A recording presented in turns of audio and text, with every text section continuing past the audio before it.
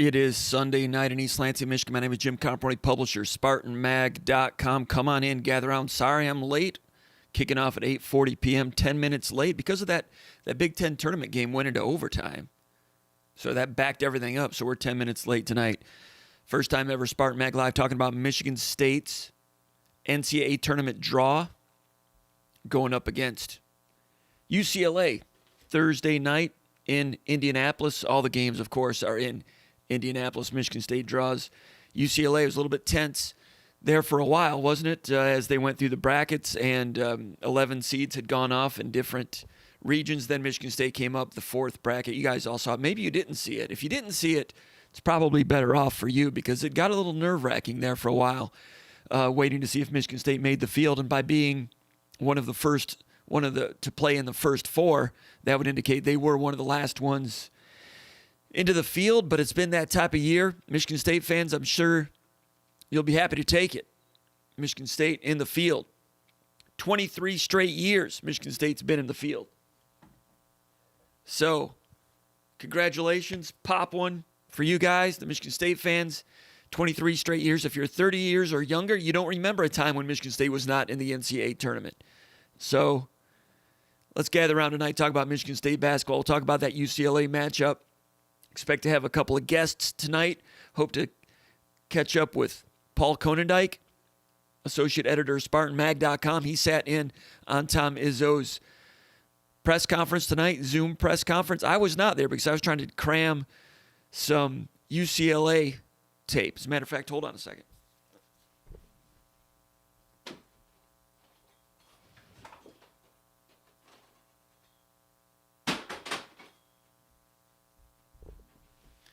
Sorry about that.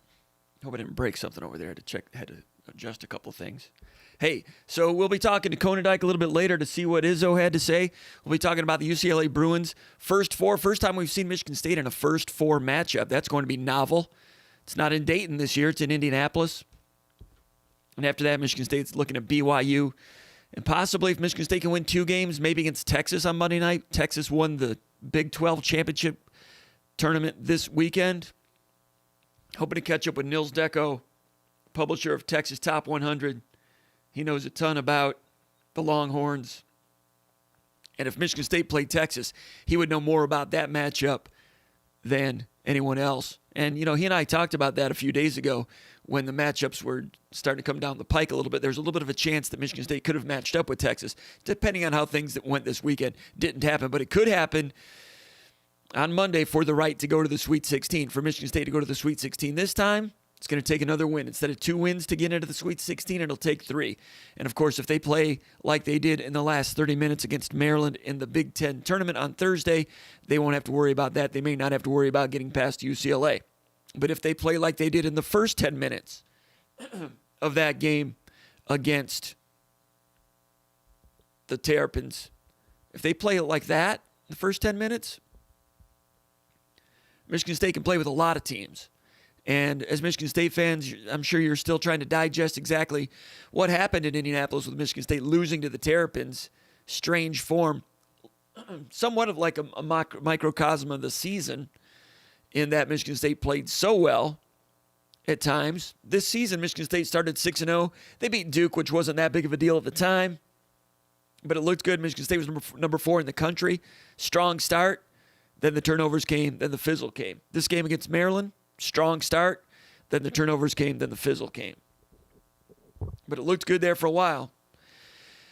And if they can harness that, they can be strong. Now, Joshua Langford was an interesting case in that Maryland game. Hit a couple of nice shots early. And then, as Izzo said, didn't look quite right, missing some medium-range shots as Maryland turned that game around. Izzo said, hey, Langford didn't look right. That being said, Langford played 19 of the first 20 minutes of the first half. 19 minutes in the first half. So that was kind of strange that he played that many minutes when Izzo said he didn't look right. But maybe it wasn't until midway through the game that Izzo felt he didn't look right. One way or another, strange circumstances in that game. Langford didn't look right, so Izzo, we'll find out. I assume they may have given Langford another day off, but all the batteries should be recharged for Thursday in Indianapolis. If they win that game one day prep against BYU, win that game one day prep against Texas, hey, if there's any team prepared to go one day prep game, back to back, it would be Michigan State. Has anyone come out of the first four in the past and gotten to the Sweet 16? Yeah, it's happened a few times. Happened most famously the first time around was at VCU with Shaka Smart. I think they did it and took it all the way to the Final Four. Anyway, UCLA and the Spartans, taking a look at UCLA, this is a team that at one point in the season, talking about UCLA, they were 17-5 at one point in the season. I'm not sure how high they climbed in the voter rankings, but this team was 17-5 and in first place in the Pac-12 like as recently as 2 or 3 weeks ago. They finished the season losing 4 straight games to NCAA tournament teams such as Colorado, Oregon, USC, and then Oregon State in their first game of the Pac-12 tournament. Oregon State went on to win the Pac-12 tournament, got into the NCAA tournament. So that bumped a few teams out. Georgetown won the Big East. That bumped a few teams out. And as teams were bumping out, that bumped Michigan State lower and lower. They got into the tournament. Teams like Louisville bumped out. Colorado State bumped out. Those teams are on hold to see if anyone has any COVID disqualifications. If anyone pulls out, those teams have until 6 o'clock on Tuesday to go in. So right now, Michigan State's slated to play UCLA. You have to hope everything is good with Michigan State, COVID-wise. If UCLA, for some chance, has a COVID situation, you could see Louisville slotted into this game. Or Colorado State. I can't remember the other 2 teams that they mentioned that are in the first 4 out that are on hold. Strange year, but Michigan State is in 23 in a row. Congratulations to you, Michigan State fans. Hope to see you in the arena next year, for sure. As far as UCLA, Michigan State played UCLA in the NCAA tournament 10 years ago in 2011. A very disappointing season for Michigan State that year. That was when Darrell Summers was a senior. Kalen Lucas was a senior. I think midway through the year, Corey Lucius was dismissed from the team. Got into the big dance with like what was the record? It was like 19-14, lost in the first round of UCLA by 2 points. Michigan State scored at the buzzer to make it a 2-point game, but it was really a 5-7 point game, 5-6 point game in the final minute. Michigan State ended that season something like 19-15. Talented team, but one of possibly Izzo's most disappointing team ever. That was back in 10 years ago now. So now they're playing a different UCLA, now coached by Mick Cronin. He's been there for 2 years. Prior to that, he was head coach at Cincinnati for 10 years. Pretty good team, like I said, 17-5 at one point, but slid all the way down to become a first 4 team. The winner of the Michigan State-UCLA game is basically a number 11 seed to take on BYU, an 11 seed. So UCLA, how did they go from being leaders of the Pac-12 to an 11 seed that quickly? We'll talk a little bit about that. First, I'm going to send out a tweet, let people know that we got this nonsense going on.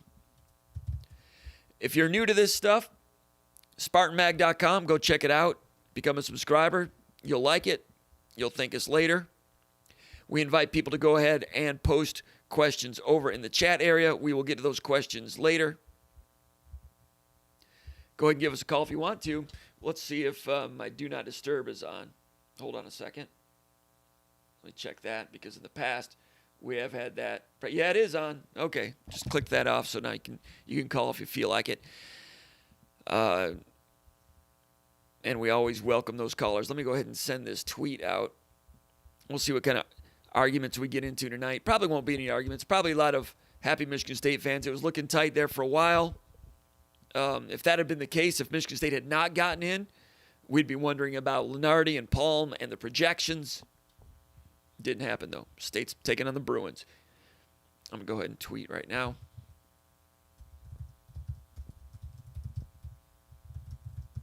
Via SpartanMag.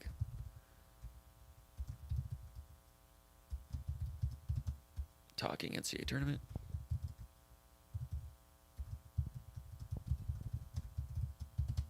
Sorry about the pause. There we go. All right. Anyway, UCLA. All right, when I look at them, I just watched about first half, like a game and a half, or no, about 2/3 of a game, their game against Oregon, which was played like March 4th or so, Oregon, an NCAA tournament team, just to get a look at the individuals. I've watched UCLA a couple times, but not like looked at them in terms of a Michigan State matchup, not really studied them. Continue to do that tonight, we will, but wanted to go ahead and start talking about it tonight and open up the discussion because it's Selection Sunday. It's Selection Sunday. You know, Selection Sunday was a nerve-wracking day this year, but in the past it's been a day to celebrate and to look ahead. Let's see what we got here. Call from. Hey, Jim, this is... To accept, press 1. To send a voicemail, press 2. Sounds credible. Let's put him on. From Traverse City, Michigan, who we got? Hey, got M. Cork, Jim. M. Cork? Long-time subscriber. M. Cork from Traverse City, Michigan, correct? Yeah, how you doing? Doing really good. You're on the air right now on SpartanMag Live on a Selection Sunday evening. As I started to say a moment ago, usually Selection Sunday, it's a nerve-wracking moment in different reasons. You know, you're looking to see, what kind of draw Michigan State gets, who's going to be the obstacles to possibly prevent Michigan State from making a run at a Sweet 16 or a Final Four. You're looking for an easy draw. Not this year. This year is a nerve-wracking time as those brackets were coming and going. Was Michigan State going to get in? I thought they were a lock based on Jerry Palm and Lenardi and DeCourcy and those people that do their bracketology. I don't bother in bracketology. I don't try to figure that stuff out. I take their word for it because they're usually very accurate. Once in a while, they'll lose out on one or two. And this year, it was getting a little skinny there. It looked like Michigan State might have been one they were wrong about. But as it turns out, Michigan State plays UCLA in a play-in game.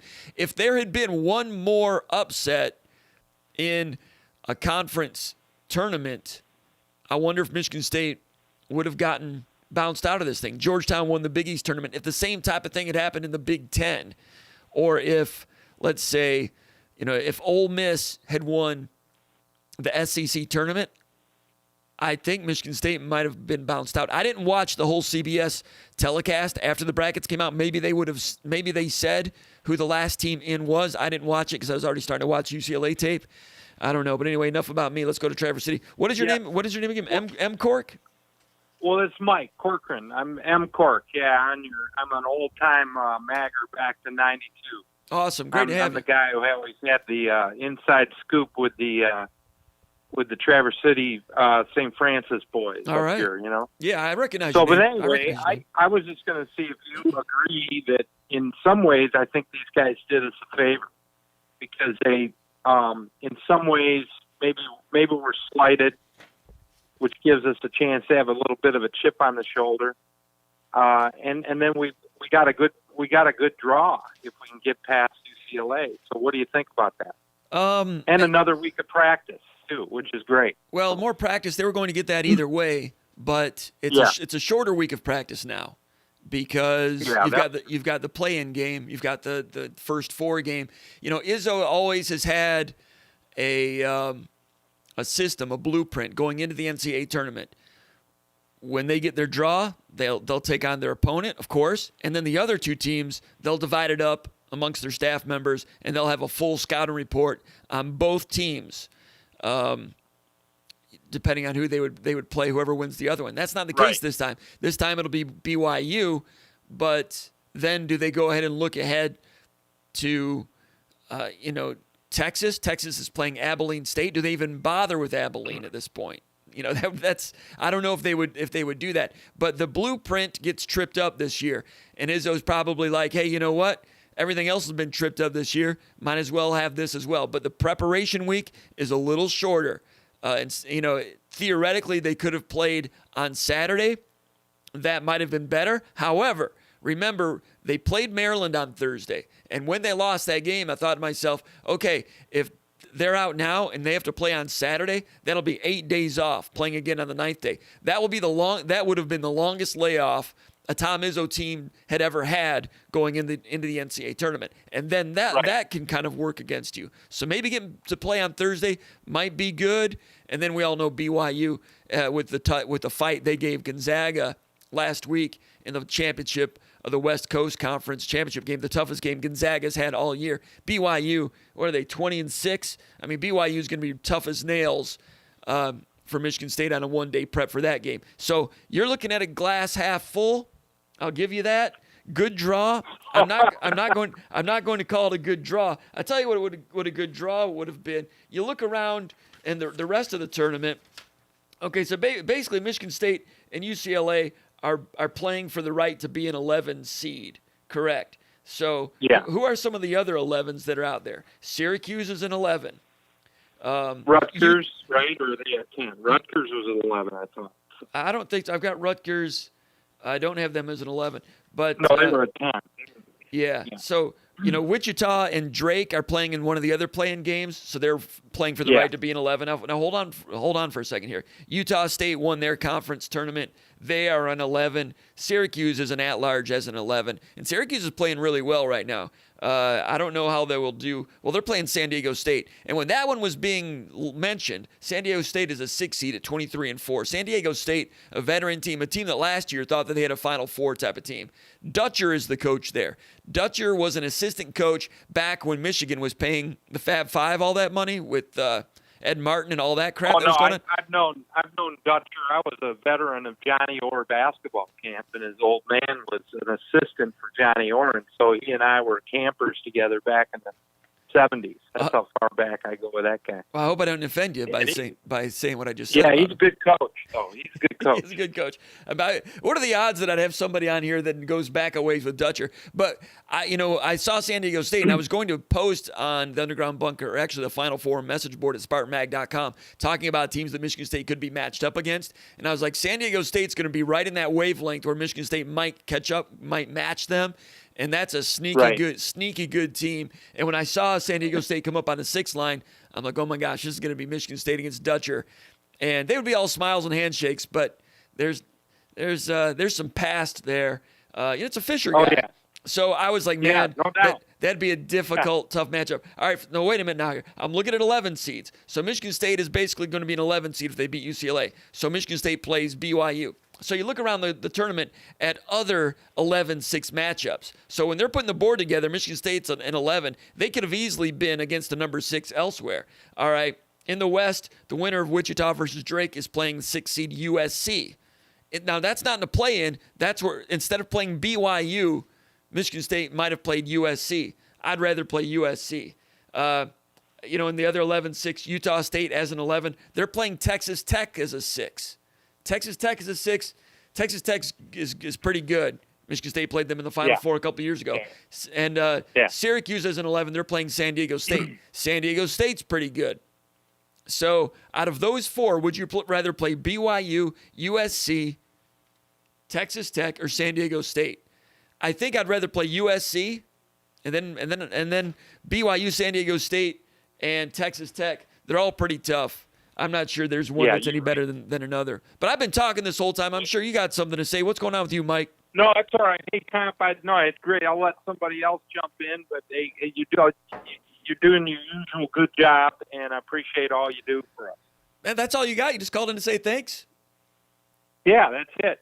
That's it. I'll check in again. Hey, wait. Are you up in Traverse City right now? I am. Do you still have snow on the ground up there?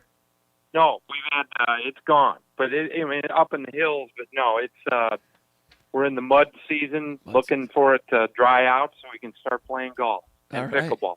All right, keep us posted on that. Appreciate it, and call us back as we get into spring football. Call us back. We'll talk some football. I'm sure you got some football in your mind, also, Mike. All right, we'll do. Have a great night. There you go. All right, thanks a lot. Thanks to Mike for the support on that one. UCLA. Okay. When I watched them against Oregon, I'm just about 2/3 of the way through the game. So, the bracket just came out 2 hours ago. So I put a story up real quick on SpartanMag.com. Kona Dyke's doing something right now. Ricardo Cooney talked to the players. We'll have a story up over there on SpartanMag.com coming up shortly. But I was just kind of cramming through it and going through and getting the stats and looking at how the team is formed and all those things. And 17-5 at one point in the season. When I look at them, there's some skill in the backcourt, as you would expect. Some excellent skill, excellent shot making and playmaking ability. Tiger Campbell's the point guard. Some of you that are Michigan State fans might remember when Michigan State was recruiting him heavily out of La Lumiere in northern Indiana. He's running the point, redshirt sophomore, a year older than Rocket. Michigan State kind of fell out of that recruitment, not really sure what happened there. But as it turns out, he's a nice little, pilot of the offense, averaging 5.6 assists per game. Not the biggest, strongest guy. Three-point shooting, he's not much of a shooter. 24% from three-point range. So you can go behind ball screens with him. You can go ahead and let him shoot on the other side of a ball screen. Very much unlike, the guys they've played lately from Ohio State, and especially Michigan with Mike Smith. Can't go into the ball screen with Mike Smith. So Campbell, it's actually going to be easier to guard than a Mike Smith. So they've got some skill on the perimeter. They'll play, one pseudo big man at about 6'8", Cody Riley, 6'9". It's not like they've got an interior dominator. He's kind of a watered-down Julius Marble. Cody Riley, their big man at 10.2 points per game. He's got a decent little drop step to the left hand. He's more of a plotter. He's got some toughness, but he's limited. Could face up and shoot a little bit. Tiger Campbell hit him on a pocket pass on a screen roll once, finished it. He's okay, but it's not like, on the message board at SpartanMag.com, a lot of people are talking about lately that, Michigan State their big men just get dwarfed by big men all the time, making Michigan State look small. Well, Michigan State's not small. The deal is Purdue was huge. Michigan's got a 7'1" guy, huge. Illinois has Coburn, huge. Maryland's not huge, but those other guys are. Ohio State with Liddell, not quite a huge team, but they've got some toughness to them. The deal is, you go look at the NBA draft net and look at the players that are slated to be drafted this year. Coburn is about as big as they get, and there's a 7-footer that plays out west somewhere. There's not many. There's a few 6'11" guys, but in terms of Hunter Dickinson of Michigan and Coburn at 7'1", 7 feet, there's just not many 7-footers in college basketball. If you watch Michigan State basketball, you might assume that every conference has 3 or 4 7-footers, or Edie at Purdue at 7'4" or whatever he is, 7'3". No, that's rare. There's 3 of them in the Big Ten, and it's a hassle playing against those guys. UCLA has no such creature.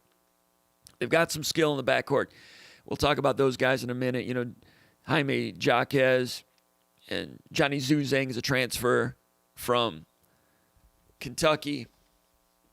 Skill back there. But the first thing that sticks out to me after watching a season of Michigan State basketball and Big Ten basketball and the tractor pull nature of Big Ten basketball. Now, it's tractor pull nature, but it's also skill in the Big Ten. You guys know that.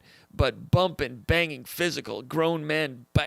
When Aaron Henry goes into the lane, the price he pays to get in there, or the banging, Dickinson's posting up and Marble's hitting him. Who are you going to call foul on? And they from one week to the next, they change it around.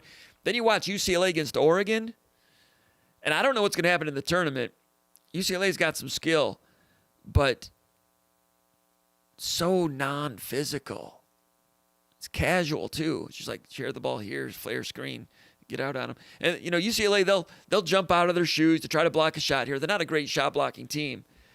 But, they'll try to, there's effort. There's effort to contest the ball, the shot, but there's no, banging into the body for rebounds or banging in on the drive or banging in for position. It's very much non-physical, casual basketball. And skill, Izzo's going to watch it, and he's going to be like, man, if we better out-tough this team. Michigan State's not been a tough team all year, and if this team with Zuzang and Jules Bernard, if they hit some shots from the perimeter and have a good day and win, shooting the ball, good for them, tip your hat to them. But in terms of toughness, Izzo's going to fully expect his team to out-tough this UCLA team. They're skilled in the backcourt, but on defense, they're just not urgent. They're not going to bump cutters. They're just kind of casual. And I've got some film we're going to show you here in a little bit. They don't communicate real great on back picks. They've got Cody Riley as their big man at 6'9". Then they bring off the bench. They've got a guy named Etienne. I don't know how to pronounce his name. Mac Etienne, 6'9", out of Middleton, New York. He was a 4-star. He joined the team at mid-semester. He was in high school in the fall, enrolled mid-semester. He averages 3.5 points, 3.5 rebounds. He's a guy that got the screen roll layup. He's got this beautiful ponytail thing going on. Kind of looks like he should be the lead singer of the Spin Doctors or something, for those of you that remember 20 years ago.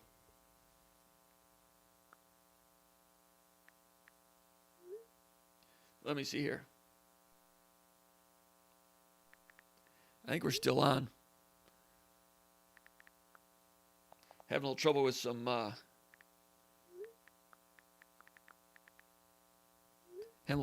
Wi-Fi here in the household, and it's got a note that they're going to unplug it. And I said, "Don't you dare! We're on the air doing it right now, trying to get something.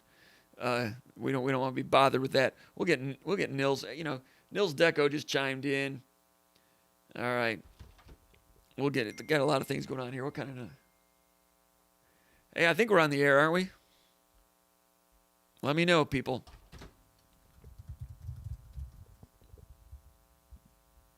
I think we are. Let me see if I can pull up a website. If so, it means we are on the air. Looks like I'm live.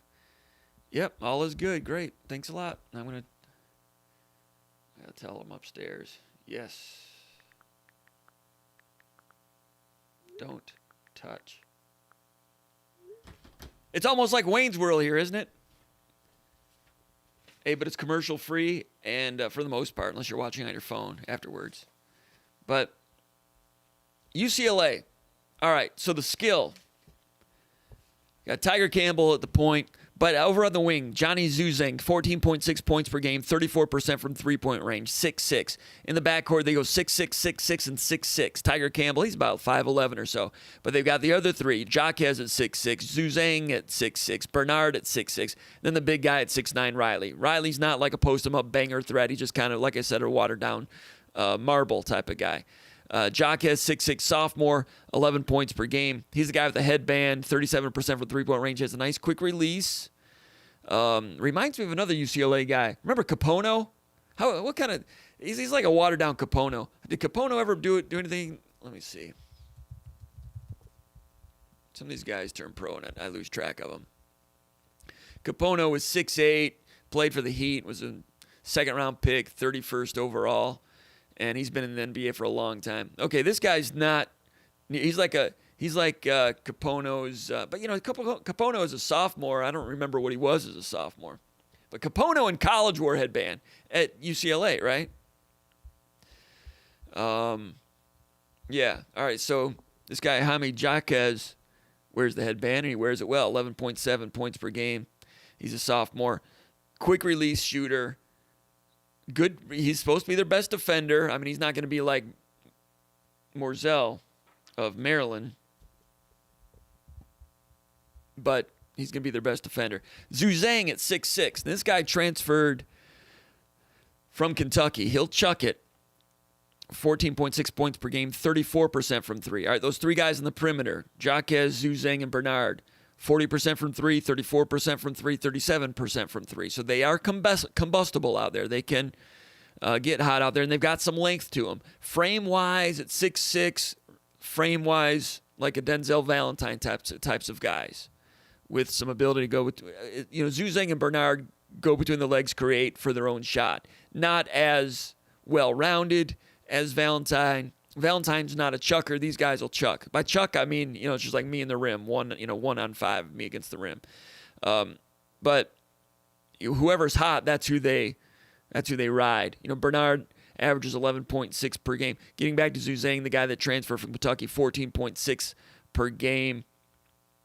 And the guy with the headband, 11.7 per game. Bernard, 11.6 per game.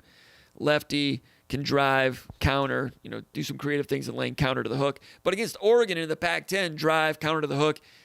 In the Big Ten, you drive, get in the lane, counter. There's no hook. You've already lost a tooth by the time you get in there, right? So that's what's going to be interesting to watch this matchup. Let's look at some, let's see if I can find this video. All right, here we go. All right, what do we have here? All right, there's Headband Man. You guys remember Capono?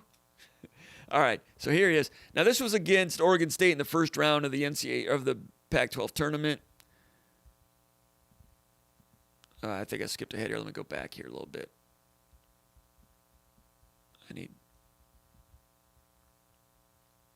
All right, the white shirts obviously are UCLA. All right, here's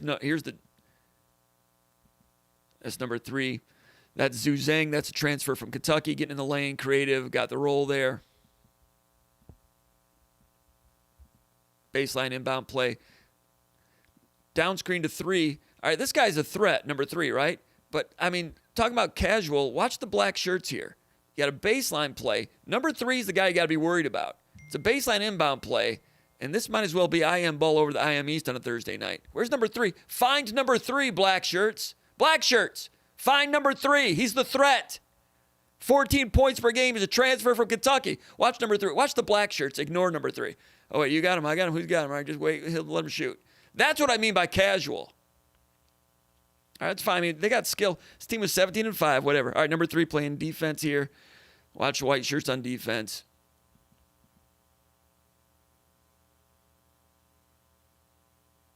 A little casual. Speaking of casual, this video, I was putting this together like right before we went on the air. I took a highlight package, and I was going to transfer it and put it on here. This is from the Pac-12 network, and in this highlight package from this game is like a 10-minute highlight package, and they have free throws on it. It's like 2 minutes of free throws. It stops for free throws. I'm like, who puts free throws on a highlight package? I'm like, I can't put this on SpartanMag Live. So I put it back in, and I cut out the free throws. It was 8:20. It was 8:21. It was 8:22. Our show starts at 8:30. It's 8:24. It's 8:26. I'm taking out the free throws. At the end of this thing, there'll be free throws in it because it's a Pac-12. They've got free throws in a highlight package. And then you look at the Pac-12. You go to the Pac12.com, the official website, trying to get an idea of stats and stuff. And I remember this from a few years ago, 10 years ago when Michigan State played UCLA. I'm looking for rebound margin, rebounding differential. They don't have it. They don't keep that stat. It's the Pac-12. They got other things to do. Those of you from California, don't take that personally. It's great. It's great that you have other things to do. But it's like, their stat sheet is kind of like the way the black shirts were playing baseline inbound defense a minute ago. The highlight package with free throws in it is kind of like the defense you saw in that baseline inbound play. So what I'm saying, we know Michigan State's not very good. Sometimes they are good. But in a situation like this, if Michigan State loses to this team, nothing against UCLA, very much respect to the banners they had in the 60s, the 70s. 1975, the last time John Wooden won it, which is one of my earliest basketball memories. I was actually in the state of Kentucky that day when UCLA beat Kentucky in the finals. I was 7 years old, and I remember that day. We went roller skating that night, and we were in Kentucky. I had relatives down there. Everybody's talking about the game. I'm like, that sounds fun. The game, yeah. And anyway, not so tough. All right, so white shirts. Watch the white shirts. Watch the white shirts. Watch the white shirts. Now, that's a box out. Did you see Capono's box out? I call him Capono. Jacquez. All right, this is, watch the box out by number 4. Number 4, pretty gentle. Okay, shot goes in. All right, here's another baseline play. All right, number 34 comes off the bench. That's Singleton. They got good skill. I mean, that guy shoots close to 40% from 3 coming off the bench. Singleton, the guy shooting right there. Let me look up his stats real quick. He's a 6'4", 210 junior, 4.7 points per game, 18 minutes per game, 45% from three-point range. So when 34 is in the game, that's shooter. But all right, here he is right there. You see him? It's a simple baseline play. All right, number 3's not on the court now, right? Zhu Zhang's not on the court. So find 34. He's a shooter. You got one guy. You got Capono setting a screen. Jacquez setting a screen. Where do you think the shot's going? The one guy down here in the baseline in the black shirt, he's pointed out. He's watched his film. And, look at number 4 screening this guy. Number 4's not even fighting to get over that screen. Well, he kind of does. That's the casual part. Did you see number 0 there? Number 0. Watch number 0. Number 0 gets screened by number 4. 0's going to get screened by number 2 in white. Watch 0 in black as he fights through the screen. Use that term loosely. Okay, yeah, you can shoot. Go ahead. All right, makes a shot. Or he missed it. All right, he missed that shot. All right, my point is 34 is a pretty good shooter, but you have to hope if you're a Michigan State fan that Michigan State will be more combative and make it more difficult than this. All right, so here's UCLA. Got it. All right. Was that a baseline play? Is that number 1 coming off the bench? What was that? Some of these things, it's the first time I'm seeing it. Yeah, it must be. This is another baseline play. Looked like they're pretty Mick Cronin, the coach, okay, they run some good blobs. And number 4, hey, you don't have to watch this very long to see that Jacquez, number 4, is their main go-to screener on baseline inbound plays. So that's where the play is going. Looks like the inbounder is getting open for this particular baseline play. That's Bernard going to shoot that. Is that number 1? All right, so this is Bernard shooting from the corner, number 1. Now, Bernard, 6'6", 40% from three-point range, lefty. He can drive, too, so you got to be on that guy, obviously. So they got the skills. So it's a combination of some questionable toughness. But all right, so number 1 inbounds it along the baseline and gets lost. Black shirt's not even looking at number 1. Again, Bernard, 11 points per game, 40%. At this point, Zhu Zheng is not on the court, so number 1 becomes the go-to scorer, right? And number 4 is the screener. The black shirts asleep at the switch. Look at them. They're all watching the ball, going the wrong way. One guy's diving toward number 12. Number 12 is the spin doctors guy, the mid-year enrollee guy. So number 1 gets open in the corner. In the Big Ten, that's not going to be open for that guy. I'm sorry. He might score a lot or whatever. He might be in the NBA. I'm not sure. Fine, it's fine, whatever. But I'm probably going to say this 1,000 times. If Michigan State loses to this team, and then UCLA's pretty good, but the style of play, the casualness, if State loses, Izzo might just hitchhike home.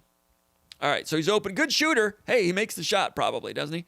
Yeah, makes a good shooter, but the defense has got to be more awake than that. All right, now look at the white shirts on defense here. You got 5 guys staring at the ball. Look at number 10. I've not looked at this highlight, but how do you think this highlight's going to end? I mean, run back to the nail, protect the rim first. Am I wrong? The ball's late. And what's the guy? The guy made it difficult. All right, here's Tiger Campbell. See, number 1, they got skill. That's Bernard. He's got skill. Bernard was number 46 player in the country by Rivals.com. He's a junior from Los Angeles. He's creative with the drive. He's like effectively awkward in some ways. All right, now here's Etienne, the transfer who was in high school. The guy with the beautiful long hair. No, I wish I could have long hair, but high school guy. All right, so they're going to clear out. What's he got here? He's going to drop step to the left. No, he's going to right hook. Oof. Ugh. All right. He comes off the bench. All right, here's Bernard. Nice. Now you've seen Aaron Henry do this kind of jump stop into the lane. But when Henry does it, you get a little. All right. You get a lot of this too. Look at the shot fake here. Now this is Oregon State going for a shot fake. And you have to because number 1's a good shooter. But Michigan State on defense usually chop coming out, and they don't fake themselves out of a play like this. Sometimes Michigan State, a guy might get hot and make some 3-pointers, but you don't want to let a guy drive like this. All right, so 5 comes out of his shoes a little bit to contest the shot. UCLA will do that too. But anyway, you've seen Aaron Henry driving to the lane for a jump stop like this. But when he does in the Big Ten, he's going to get bumper card all the way through the lane, right? So in here, the digging, and everyone just kind of gets out of his way. He goes into the lane, jump stop, and scores, and nobody even touches him. Good for him. Just a different style of game. So that's, I wonder, from conference to conference. Maybe in the Pac-12 they were calling fouls all year, quick whistle, so no one can make contact. In the Big Ten has had the same set of officials all year, and it's been very physical. So such a combative league, so much depth, so much parity. Every game has been a tremendous battle. The officials have had a tough year trying to keep it all sorted out. Meanwhile, I don't know if the Pac-12 has had the similar situation with the same officials all year. So you might see in the NCAA tournament, whereas games were called a certain way all year in the Big Ten, you might see in the NCAA tournament, you play against somebody else, it might be called completely different. That's something to be concerned about a little bit. Because I think the Big Ten's good. I think you would agree. I think Illinois is going to be fine. Michigan, if Livers comes back, I don't know what's going to happen there, but excellent team if they have Livers. They should be fine, regardless of the situation if they have Livers. I don't know if they will. Ohio State, a little up and down, even within a certain game, a little up and down. Iowa the Big Ten has been good for Iowa because Iowa is more like a Pac-12 type of team, but the Big Ten has made Iowa better. They might be better. I don't, Rutgers, some of these other teams, I'm not sure. But I always talk about the Elite Eight in 2003 when Michigan State played Texas in the Alamo Dome in San Antonio. That year, there was a big edict passed to the officials. Quick whistle. Not going to suppress movement, freedom of movement, no bumping of cutters, basically. No bumping of cutters. You're playing defense. If there's a cutter, you got to let them go. Back in the old national championship days of Tom Izzo in 2000 or 99 and 01, you're playing off-ball defense. If there's a cutter, you give him the Antonio Smith forearm shivers. He's coming through the lane. That was not allowed anymore. That was called in the Big Ten all year. Couldn't do that, and you couldn't touch someone when they were driving. Drove Izzo crazy. You got in the NCAA tournament. Michigan State did in the NCAA tournament. They did well. Had that run. Beat Florida. Beat Colorado. Beat Maryland. And then in the Elite Eight against Texas, they're playing Texas down there, and Michigan State runs a cutter through the lane. What does Texas do? Antonio Smith, British Columbia forehand, to quote Mickey Redmond. He's a hockey term. Rick Barnes coaching Texas at that time. Rick Barnes very much had a Big Ten style, even though he's never coached in the Big Ten. He coached at Clemson, Texas, and now at Tennessee. But Barnes very much a Big Ten style of coach, to the point where Barnes and Izzo really had a lot of respect for one another. And there were a few years there when Izzo and Barnes scheduled each other to play each other. Remember when Michigan State played Texas in the early season a couple times? They like to test each other against one another, play each other, and then the day after the game, they'd get on the phone and exchange notes. Hey, when we played you guys, this is what we tried to do against number 5. This is the way we saw number 11. This is what we, and they exchange is like self-scout. It helped both teams. Anyway, playing Barnes there in 2003. I don't know what was going on in the Big 12 that year, but they didn't have the experimental whistle. The bumping of cutters was allowed. So you had Michigan State playing Big Ten rules, which that year was they made everybody non-physical. And Texas out-physicaled Michigan State because they'd played the old Big Ten rules in their conference. So basketball could be played and whistled and officiated different in different parts of the country. I don't know why they're playing like this, but I wonder if it's the officiating. I don't know what it is, but you can see not very combative. Okay, what do we have here? But their skill. Right hook in the lane, gets it to roll. That's Zuzang. That was now here's Zuzang again. Drive, draw, kick to Singleton. Little crossover skill. So why has he got all that space there? Why is he in Singleton, 34 coming off the bench? What is number 0 doing? What is 0 doing on defense out here? I'm sorry if I'm getting into this too much, but this is the first time I'm seeing this, and I'm curious myself. Right, it's a ball, screen, roll, replace, roll. You got to tag him, I guess. And why is 0? I guess he's expecting the roll replace out of the wing instead of toward the corner. All right, so Singleton. Well, look at number 2 is on defense. I guess he's worried about Zuzang, but he's just going to buy a ticket. Number 2 just buys a ticket.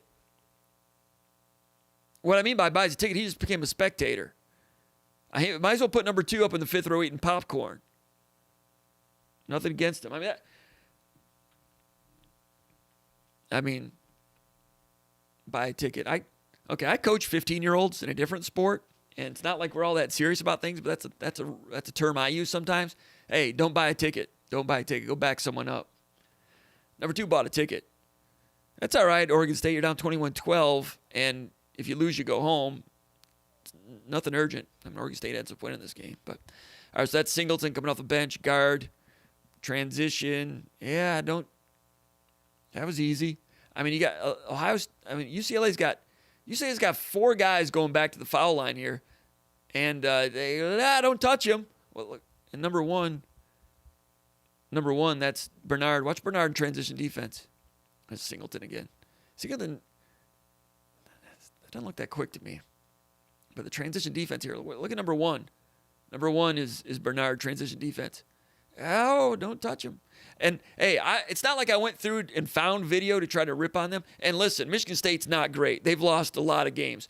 I'm looking at this as an opponent going against like last year's Michigan State team or other Michigan State teams that have been good. I made that mistake in 2002 for something we used to do called Spartan Plus, where we broke down the opponent. And, of course, Michigan State at that time was coming off a Final Four in 99, 2000, and 2001. And then in 2002, Michigan State had their struggles, got in the tournament. It was like an 8-9 game, I think, against North Carolina State. They had Julius Hodge and a few other guys. Michigan State that year had freshmen. Marcus Taylor was a freshman. No, he was a sophomore. The freshmen in 02 were Anderson, Hill, and Torbert. Those guys were sophomores in 03. Okay, so they're playing NC State. Michigan State's up by 8 or 9 at halftime. Then Michigan State had one of their droughts, which this year's team is perfectly capable of doing also. But I watched a little bit of North Carolina State, put together the Spartan Plus preview, and I was pretty critical of North Carolina State, kind of like I am right now about UCLA. But I'm watching it from the perspective of the type of teams that Michigan State used to devour in the three previous years in going to the Final Four in 99, 2000, and 2001. And I was critical of North Carolina State. I wasn't to the point of being, I don't want to say I was disrespectful, and I don't mean to be disrespectful now. I got to maintain some semblance of professionalism and not rip on UCLA here. But in 02, when I looked at North Carolina State, I was not impressed. And then North Carolina State came back and won. And a lot of our subscribers were very angry at me because I had talked about how bad North Carolina State was. Well, the part of that equation that I forgot is that Michigan State was also bad.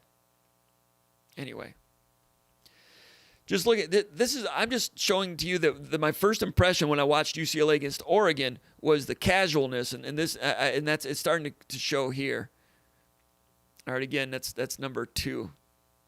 That's Cody. Okay, so number 2 is Riley. He's the watered-down Julius Marble. He's 6'8", 6'9", but yeah, I missed it. That's Kyman there. Okay, this is the watered-down Marble. Now you're not going to see Marble do this. He's not going to face up and go off the dribble. Marble a couple times will get it if the shot clock is down. He'll face up and hit like a little 16-footer. You've seen that when the shot clock's down. All right, so this time this is Riley, Cody Riley, 6'9", junior, averages 10 points a game, decent drop step, a little bit of a plotter, but right here he's got an opening. I don't know if this was off a baseline. Is Oregon State probably playing zone? At any rate, Oregon State's got 2 guys back in the paint against number 3 against Bernard, who's not really a post threat, so they really didn't come out. I guess they're going to let number 2 Riley go ahead and get into the gap and score. But again, I mean, sometimes when you watch basketball in the 1970s, they weren't allowed to touch each other. That's what this reminds me of a little bit. All right, the guy comes out late to contest, the guy makes a shot.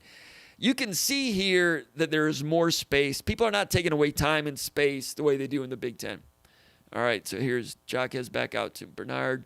Actually, all right, Kyman comes off the bench, number 13. It's a three-pointer there. That's the guy with the beard. That is Kyman, another guy who's 6'6". They're full of 6'6" guys. He's a sophomore, averages 3 points a game, 32% from three-point range, 11 minutes per game. So guy with the beard comes in, get out on him, he'll shoot. He's not like a great shooter at 33%, but that's one thing he'll try to do. Looks like he's got a steal now. There goes Kyman. All right. All right, here's Campbell. Campbell's open. You let him shoot. He doesn't want to shoot. Gets it inside to Riley.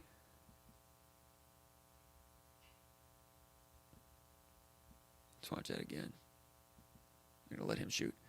So, for a non-shooter, the black shirts are really, they're not getting out on him, but they sure are influenced by him to the point that they leave number 2 all alone.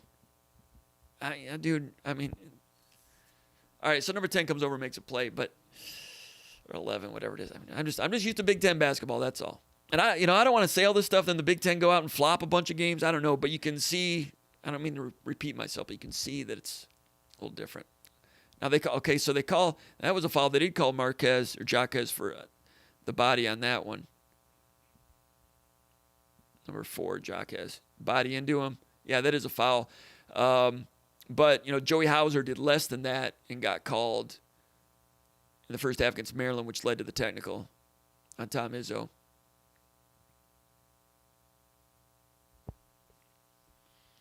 I don't know. You want me to turn this off? Have we seen enough? All right, 5 with the step back. All right, number 2. I don't know who this guy for Oregon State is, but let's see how physical number 2 is. Their big man. Number 2, does he get moved out of the lane? Watch number 2 in white. Does he get moved out somewhat easily?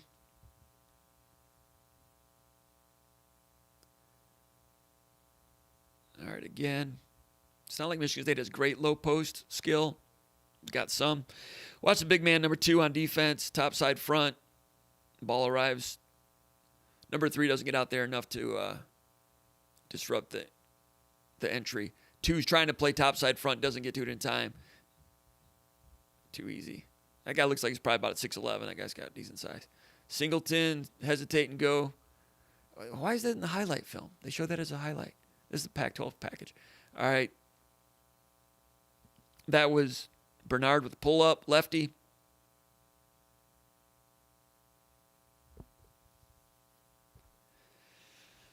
Oregon State comes back and wins this game. Capono misses from 3. Ponytail knocked down. All right, here's Tiger. Jump stop. Ponytail. Etienne with the score. So Etienne and Tiger have a decent little rapport, ball screen, pocket pass. What is that? Come on. Wait, is that...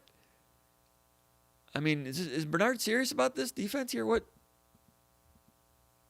I don't know. That's just something you don't see in the Big Ten. I don't know what that...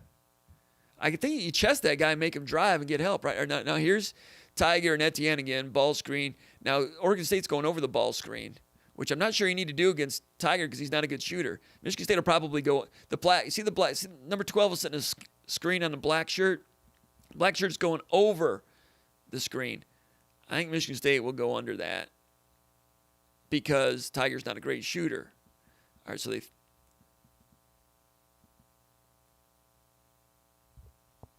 Tiger made a play. I mean, he's driving anyway. So if you go under that screen, you make it harder for him to drive. If you go over the screen, you're inviting him to drive, getting help from the big man. All right, now they're doing topside front, which is the way Michigan State does it too if you're watching defense. That's the way if Michigan State gets there in time. Talk about topside front. So Tiger, this is exactly what Michigan State tries to do. So Tiger's on-ball pressure to well, that is not the... See, 34 topside front. Michigan State would have Tiger. See how Tiger is over number 2's left arm? Michigan State would have Tiger Campbell, the number 10 in the white shirt. They would have him more to his right arm. So you're taking away. So the on-ball guy's taking away one half of the window, and the top side front's taking the other half of the window. In this case, the top side front, number 34, is taking away the same window the number 10 is. Still had a tough time getting the entry in, but maybe that's the way they want to do it, but that's not the way Michigan State would do it. Again, all right, 4 is supposed to be is their best defender. At least that's what Bill Walton said when I was watching the Oregon game. But watch the daylight between chest and body. All right, here's this again. 30. So 30. They posted up. Now 34 is a guard, by the way. So keep that in mind. That's a guard that was posted up. So that's probably why they weren't very good with their post defense there. All right, now watch the daylight here between Jacquez. Now Jacquez is going to be guarding Henry. So this is going to be happening. Michigan State's going to post up Henry. So Henry's used to getting bumped and banged. But watch the daylight. See, number 4 doesn't chest into him. He does a little bit. But I think Henry might be able to post up a little bit. Might be a little bit easier than against Moselle. But it doesn't mean you're going to be making shots. Still have to make shots. Pull up, makes a shot. All right, they got it going now. So Oregon State's come back from 16 down. Singleton again. Singleton's got, I guess, some scorer in him. Now, there they went under a ball screen, UCLA did. But it's still a drive. All right. But that's dribble handoff. See, 34 goes under the screen. But still, see, I just don't know. In the Big Ten this year, you can go harder than 34 in white. Watch 34 in white. It depends on the game, though. It depends on who's officiating. But there's not much in terms of help. See, for instance, number one in the white shirt here. Number 1 over there. He's kind of a no man's land. He's not guarding the guard out in the left wing. I don't know if that's supposed to be. I don't know Oregon State well enough to know if that's a dangerous shooter or not. But basically, number one is buying a ticket here. It kind of gets a... The reason I look at those things, because I don't have time to look at 30 games, looking at those things gives you an idea of how hard of a fight it's going to be. There's skill. All right, there's Campbell with the drive. Now here, this is the part of the highlight tape. I didn't get a chance to edit all of it. Now there's highlights and there's free throws in the highlight package. I don't know why. I'll fast forward through that. Okay, here's Bernard, 11.6 points per game. Does not wait for the screen, just goes. Kicks it back out. Okay, that's Riley. All right, so maybe Riley's a little bit better than got free throws again. A little better than a watered down Marble. Maybe he's what Marble can become at some point. Riley's a junior. And these guys like Riley and Singleton, maybe they're bigger than they look. I'm not sure. But Riley has shown that he can hit a little jumper there. Step back again.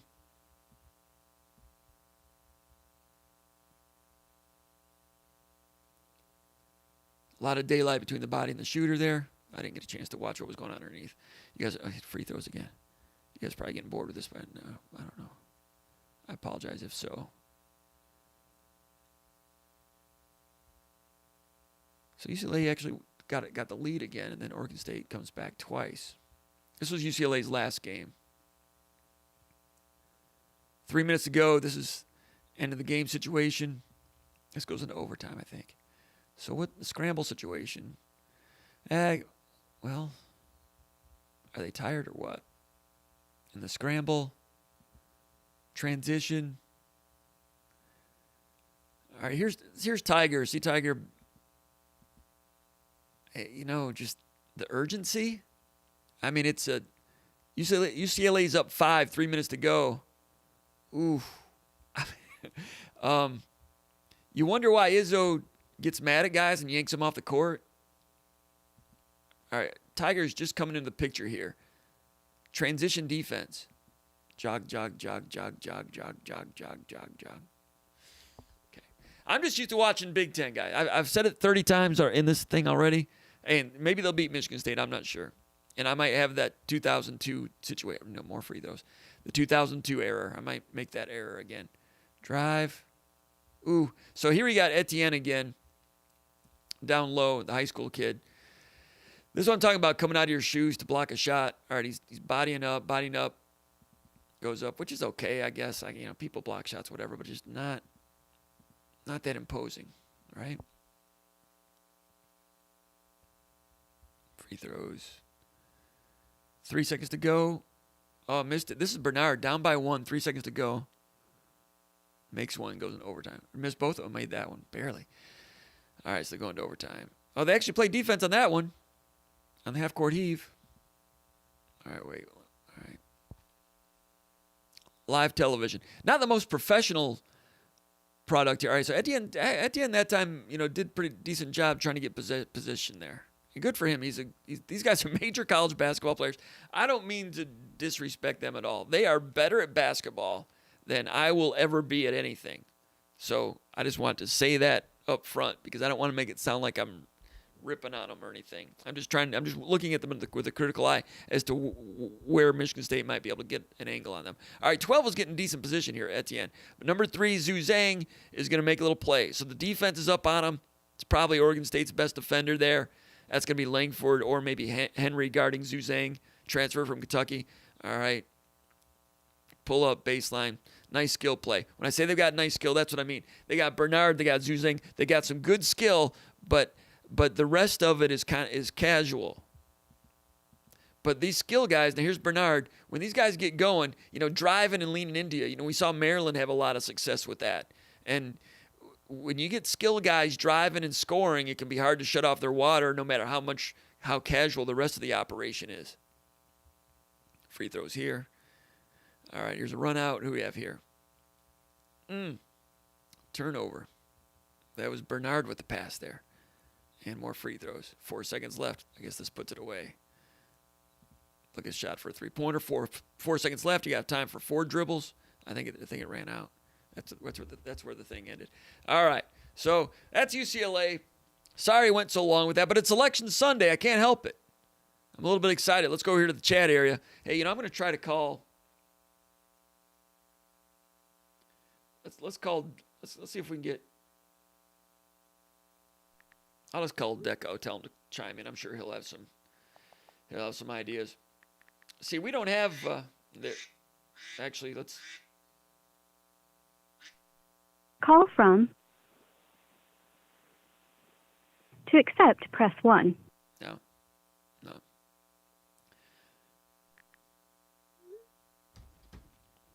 All right. So anyway, let's go over here to the. Let me give Nils the number.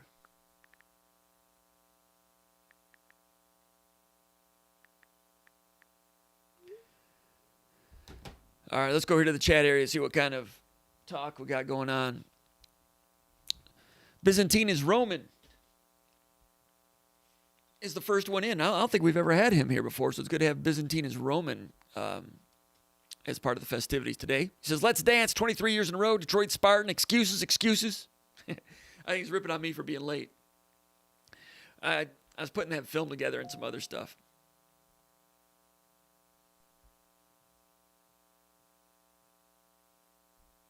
I think, let me see.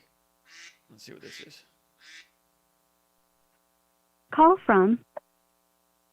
Bob. To I don't think so. All right. So we got Old Tuck, the bell cow. He's checking in. Detroit Spartan. I understand. Angelo Gross enthusiast. If Michigan State beats UCLA, then we are making the Final Four. Angelo Gross enthusiast says that, and he is enthusiastic. I don't know about that, but I hear you. Hayden Vischer, 23 in a row. So you're starting 5. You got Byzantine and Roman is your point guard today. Detroit Spartan lighting up from the wing. Old Tuck in the middle. Angelo Gross enthusiast at the other wing. Your stretch 4 is Hayden Vischer. That's your starting 5 for tonight. Old Tuck says MSU belongs where they are. They have one, maybe two guys. They have one, maybe two guys that can make a 15-foot jump shot night in and night out. True. I tell you what, though, the first 10 minutes of the Maryland game, I'm like, okay, Langford made a play. Gabe Brown shot fake, went in and dunked. Hauser had a couple hooks in the paint. And Watts had two of the best back-to-back possessions I've ever seen from him. With hit a three-pointer, which he's done in the past. But he looked like a good scoring point guard for like a minute. Let me see. There was he had the three-pointer, but also, well, it was early. I mean, it was like early in the game, but when Bingham went in, Rocket did a ball screen, pocket pass to Bingham for a dunk. So with Rocket, he had a nice three-pointer within the confines and the construct of the offense, and then very next possession did that. Go from a scoring point guard to a passing point guard, and looked good. Actually, he did the pocket pass for the dunk, and then he did the three-pointer. It's in transition. That gave them a 9-4 lead. I know that's early, but coming off the Michigan game, as good as they looked early in the game, it was interesting. Bingham having an impact. So I hear what you're saying. Night in and night out, consistency still a problem. Old Tuck, I hear you. Aaron May says, do you think Michigan State has to rethink the type of player they need to recruit? Do they need to get more grittier or better shooters, or both? I'd say both.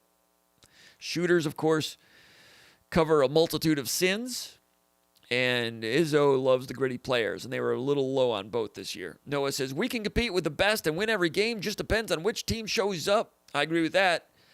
Izzo says he doesn't think Michigan State can beat anybody in the nation. He knows they can beat any team in the nation. They showed that against Illinois and Ohio State, he believes, and Michigan.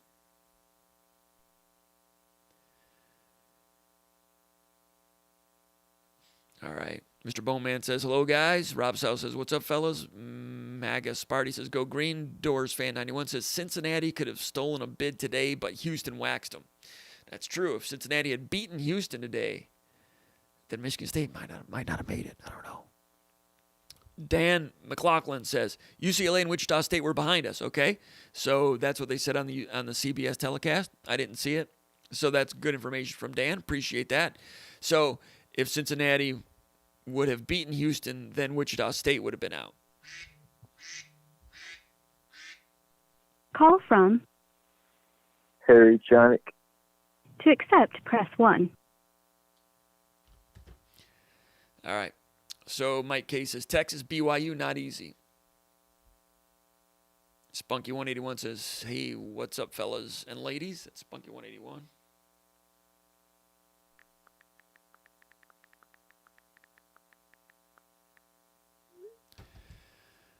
Tiger Campbell and Chris Smith. Hayden Fisher talking about Chris Smith. Now, Chris Smith was projected to be Pac-12 Player of the Year, but Smith is out.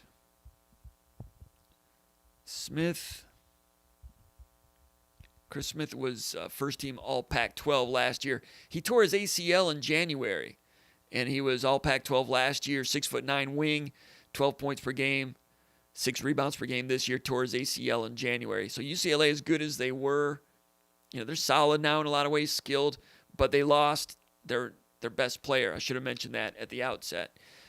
As far as Pac-12, I don't want to go into it anyway. But Smith was projected to be Pac-12 Player of the Year, and Smith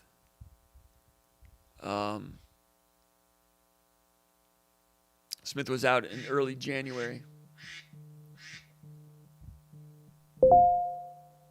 See, I'm expecting a call from Nils because I wanted to ask him a little bit about Texas and so forth, but maybe I should just move on.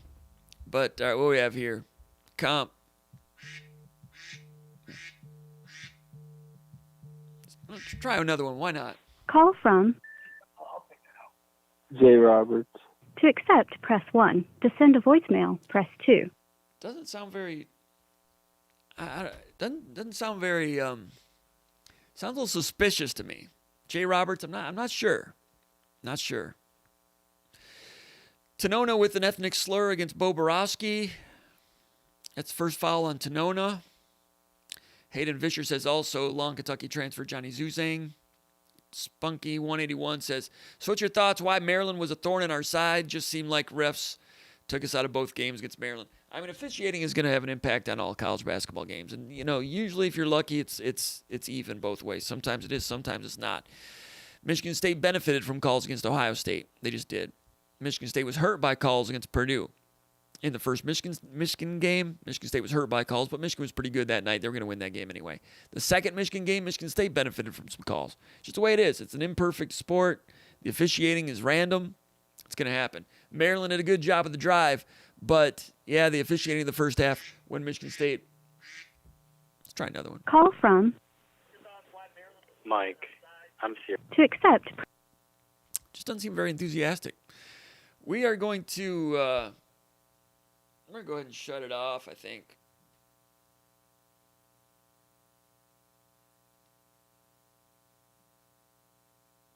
I'll go through some more calls, then... Actually, you know what I'm going to do? I'm going to call Conan Dyke. He can help me out here. See what he says about the press conference tonight. See if he's available. Hey, Paul Konondyke, you are on the air live right now on YouTube. How you doing, Paul? You doing okay? I'm doing good, man. I hope the dog cooperates. He's sleeping right now, so that's good. All right. I have a feeling he's going to wake up because, dogs just know. They just know when people are on the air. But my man Esco, he just went on a 4 or 5 mile walk yesterday, a hike, and he went for a run before this. So we're all good. All right. So Paul Konondyke, he sat in on Tom Izzo's Zoom press conference tonight after the brackets were announced, Michigan State playing UCLA. I imagine, as per usual, Izzo doesn't know a lot about the upcoming opponent, but he watches a lot of college basketball. He may have watched UCLA a little bit. He recruited Tiger Campbell. I'm sure he had a few things to say about the matchup and Michigan State squeaking in. What was the tenor of the Zoom press conference tonight with Tom Izzo and the rest of the press corps? I was not in on it tonight because I was watching some UCLA tape. What'd I miss, Paul? How did it go? Not a whole lot on UCLA, aside from like a little bit of talk on Mick Cronin. Of course, Izzo and Cronin crossed paths a lot on the recruiting trail when he was at Cincinnati. I thought, and Izzo thinks as well that Cronin brought some toughness out to the Pac-12. That was one of the things that he talked about. But I mean, most of the press conference tonight, and there wasn't a whole lot of it because Michigan State is moving hotels, so Izzo was late to the press conference. But they're moving into a 24-hour quarantine per protocol, and then they'll move into the after that, then they'll start going into practice mode and that type of thing. But the big two things in the dichotomy of the press conference was the juxtaposition between, Tom Izzo feeling that Michigan State was punked by getting in the last four in game, and also being absolutely thrilled that the streak is continuing. And he opened the press conference by saying that he wanted to let everyone know that when he said the streak didn't matter, he was lying, because it matters a lot to him. It matters a lot to former players, and how thrilled he is to see this Michigan State team fight their way into the NCAA tournament. Yeah. So after that, a bunch of the questions were asked about the 11 seed, not the 11 seed. That didn't bother him being seeded 11. It bothers him having to play in the last four-in game against UCLA. And he feels like that was disrespectful to Michigan State's accomplishments this year in terms of how they finished, and also disrespectful to the conference, which he feels got a lot of high seeds at the top, but the seeds at the bottom weren't commensurate with what the conference accomplished this year in terms of playing tough games night in, night out. Interesting. Very well explained there, Paul. Right off the top, I haven't really looked closely at all the seedings, so I'm not sure if I agree with him or disagree with him. Do you have some thoughts on what he said? Well, I think you look at the seedings, and you've got a lot of 8 and 9 type things. I don't have them right in front of me, so I wish I had. But you have like Rutgers being a 10. I think Izzo thought maybe they could be a little bit higher. Wisconsin, I think Wisconsin's a 9. Yeah. So I think he's disappointed in Wisconsin. But you look at Purdue, and in Maryland was also a 10. Some people thought they should be an 8 or a 9. So, I think mostly he was saying about the bottom of the conference. I think he was talking about Michigan State in general. But he feels like, hey, we played 20 conference games. We have 3 top 5 victories, in our last 7. We did everything that was asked of us. And there's a lot of teams out there that maybe are seated higher that have maybe one win that don't have to play in the play-in game. But I also think at the same time, well, he can make and articulate that argument.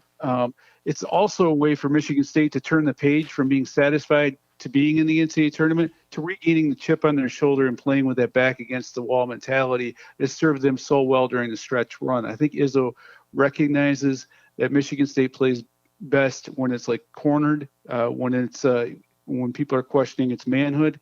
And I think him complaining tonight as much as he did about the seeding was partially a nice psychological ploy on his part to get his team feeling disrespected and motivated to prove people wrong.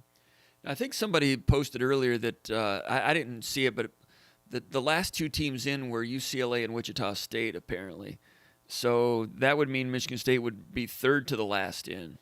Right. If I'm reading things correctly. Okay. But sometimes I don't think that much. Sometimes I don't think that much matters. I don't think it's just like an equation. Hey, this is where they fall. I think sometimes they like to finesse that.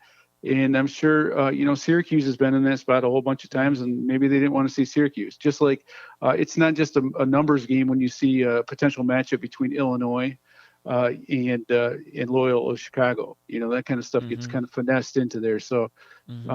If I was Michigan State, I'd feel a whole lot worse about it if I had played all the way up through Sunday at the Big Ten tournament, and then found out, hey, I'm playing on Thursday. You think about where they would have been if they didn't have to play in that Thursday play-in game, which I believe is going to be at Mackey Arena, a place they're familiar with. But if they hadn't played and they got bounced out of the Big Ten tournament in that Thursday game, then all of a sudden you're looking at a team that hasn't played for a week and a couple of days. Mm-hmm. And then you worry about them maybe getting a little bit stagnant. But, so I think it's a good move for Michigan State to go in there with an angry, it kind of reminded me of a little bit of a D'Antonio type thing. Like you don't in football, like you didn't respect us the way we should be respected. We're going to prove you wrong. And I think it'll play well with guys like Aaron Henry. I think it might snap Josh Langford back into, prove your manhood mode instead of look at what we accomplished keeping the streak alive mode. And I think that needs to happen for some of these guys, because I do think they're a lot better team when they're when people are telling them what they can't do or how they're not good than they are when people are patting them on the back. Yeah, when they go in chase mode like they did at the end of the season, they did play a little bit better. And I talked about that earlier on the show tonight, that if Michigan State had played on Saturday in a regularly scheduled, everything this weekend is Fridays and Saturdays and then Saturday, Sunday. If they'd played Saturday, gone 8 days without playing, that would have been the longest layoff that a Tom Izzo team had ever had going into an NCAA tournament game. Sometimes that can be a negative. I'm sure Izzo's a little... And it would have felt like even more of a negative for this team because down the stretch they've played so many quick turnaround games. They played essentially, an NBA schedule where you're playing every other day. And it would seem like 3 weeks off for a team that's been in that mode, as opposed to, they'll still feel like they've got time to prepare with everything coming up this week. Now, I imagine, Izzo, he's a competitor, and he looks for ways to angle and make little runs here and there, because he's made some unexpected runs in the past, and that he's dreaming about doing it again, and playing the extra game is going to make it harder, But, they've been doing it all year, one-day prep. If they win this game, one-day prep versus BYU, and that'll be tough. And if they win that one-day prep to play Texas, we assume. So right back, 3 games in 5 days. They've done it before this year. Why not do it again, right? So that's probably the thing that makes him mad is this is a big obstacle to in the path of him getting to the Sweet 16. Yeah, I think so to some extent, but we've seen other teams do it before. Yeah. And the other thing too that people don't necessarily pay attention to, and Michigan State has experienced this in the past. If you're BYU, do you really want to be in a mode where you're sitting around waiting and you have to practice for 2 teams? You've got limited court time if you're BYU, and so I'm thinking what Michigan State kind of went through. How they prepare for the weekend, and you remember the game we were both at. Syracuse, Michigan State did a lot of preparation for Syracuse before that, while they're preparing for Middle Tennessee State. And, on that, you're thinking, everyone's thinking Syracuse is in a not advantageous situation, having to prepare for, being in the play-in game. But sometimes I think, because there's limited court time, the guy that has to play the play-in team doesn't benefit. And the other thing I find interesting is that we all know how close Tom Izzo is with Mark Few in that Gonzaga program. Mm-hmm. That BYU team has played them a bunch of times, so Michigan State's going to have a lot of intel, based on their contacts out on the West Coast. And Izzo mentioned that he watched that BYU Gonzaga game just because he's friends with Mark Few. So that was something that he had on the TV. He wasn't watching it as a scout type thing. He was just watching it as a fan. But we all know that he got something out of that. And, that BYU team is interesting. I haven't watched them. I forgot that's where David Harmer's from, the former Purdue player, transferred. And so Michigan State will be all over that scout because they've already played him so many times. All right, so Michigan State coming off a loss to Maryland. And I guess technically it's called the second round of the Big Ten tournament, I think. All right, Maryland beats them 68-57. Michigan State looked very good in the opening 10 minutes of that game, then went off a cliff. I've not spoken with you since that game. What were your thoughts about that game and how it might carry over to this?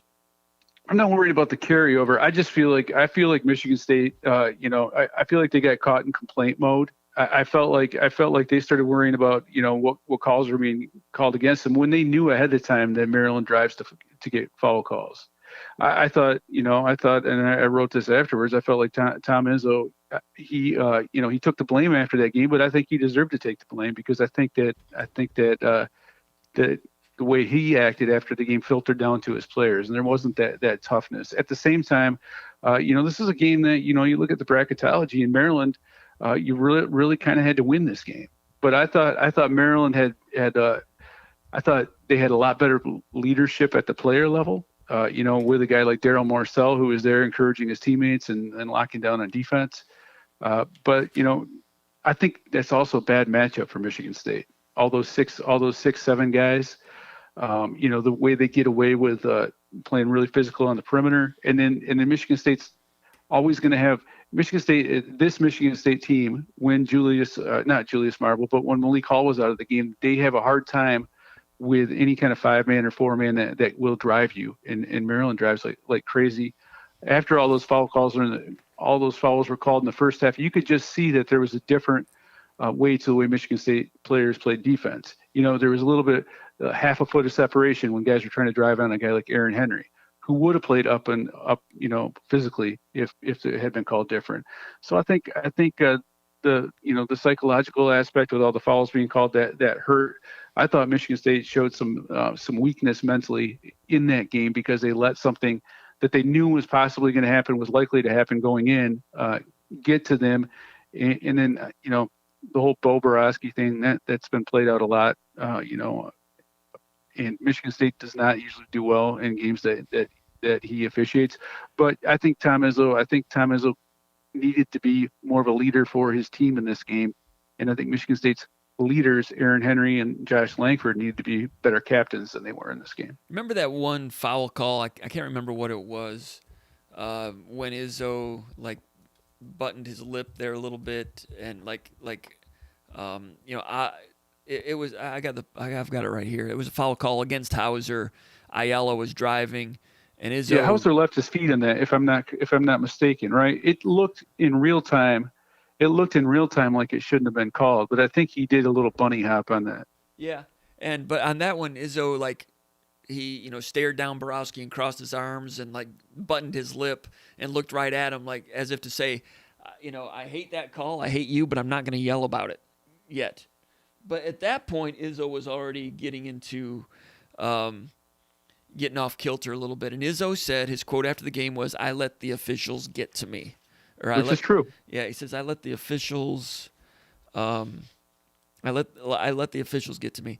How do you take that? In what ways do you think it got to him?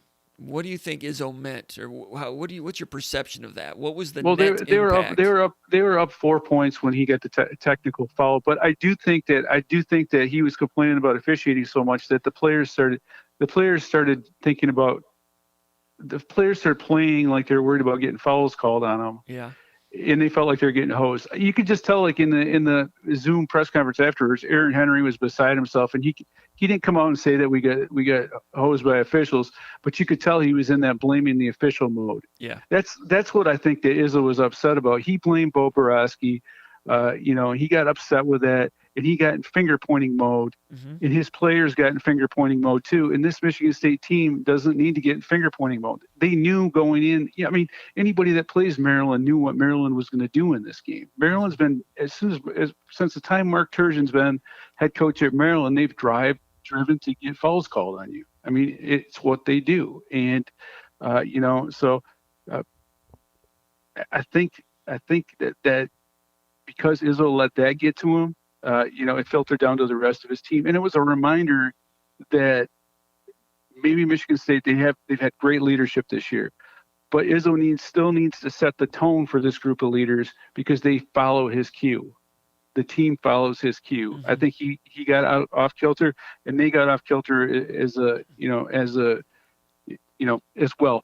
Not to mention that the jumpers weren't falling. The point blank looks were, the rim had a lid on it, and that kind of stuff is frustrating as well.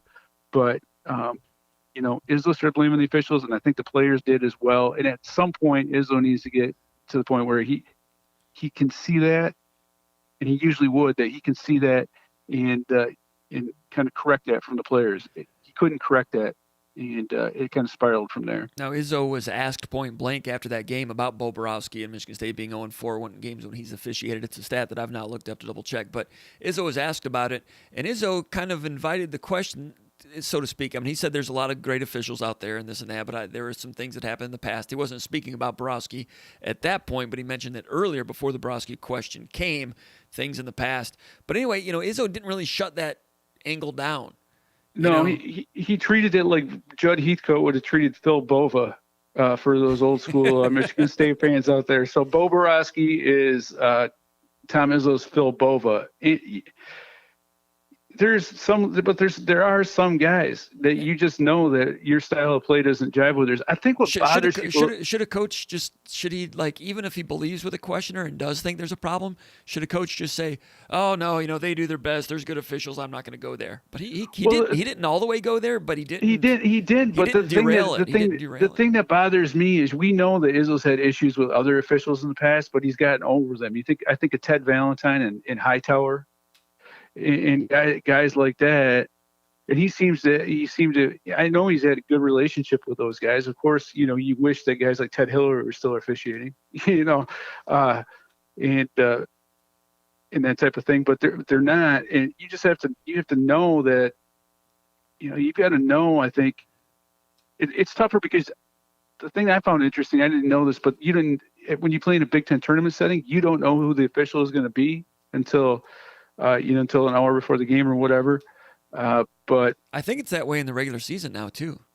Is it like that? So, although Michigan State's had so many of the same crews. So what do you think? What impact does this have on the future?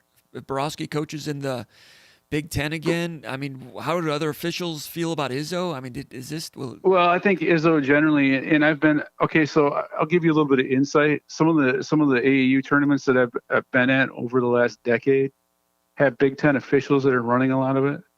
And, and a lot of times where I film in some of those AAU tournaments, I'm directly next to the table where guys are evaluating. So I've talked to some of those guys, not Borowski in particular, but I've talked to some guys that are Big Ten officials over the years that have officiated Michigan State games. Those guys all pretty much get along with Izzo. They know that he speaks his mind, but he's also a guy that will call you up and say, hey man, I was totally wrong about that when I got on your case, and called you this and that when you made this call, you were right. So wow.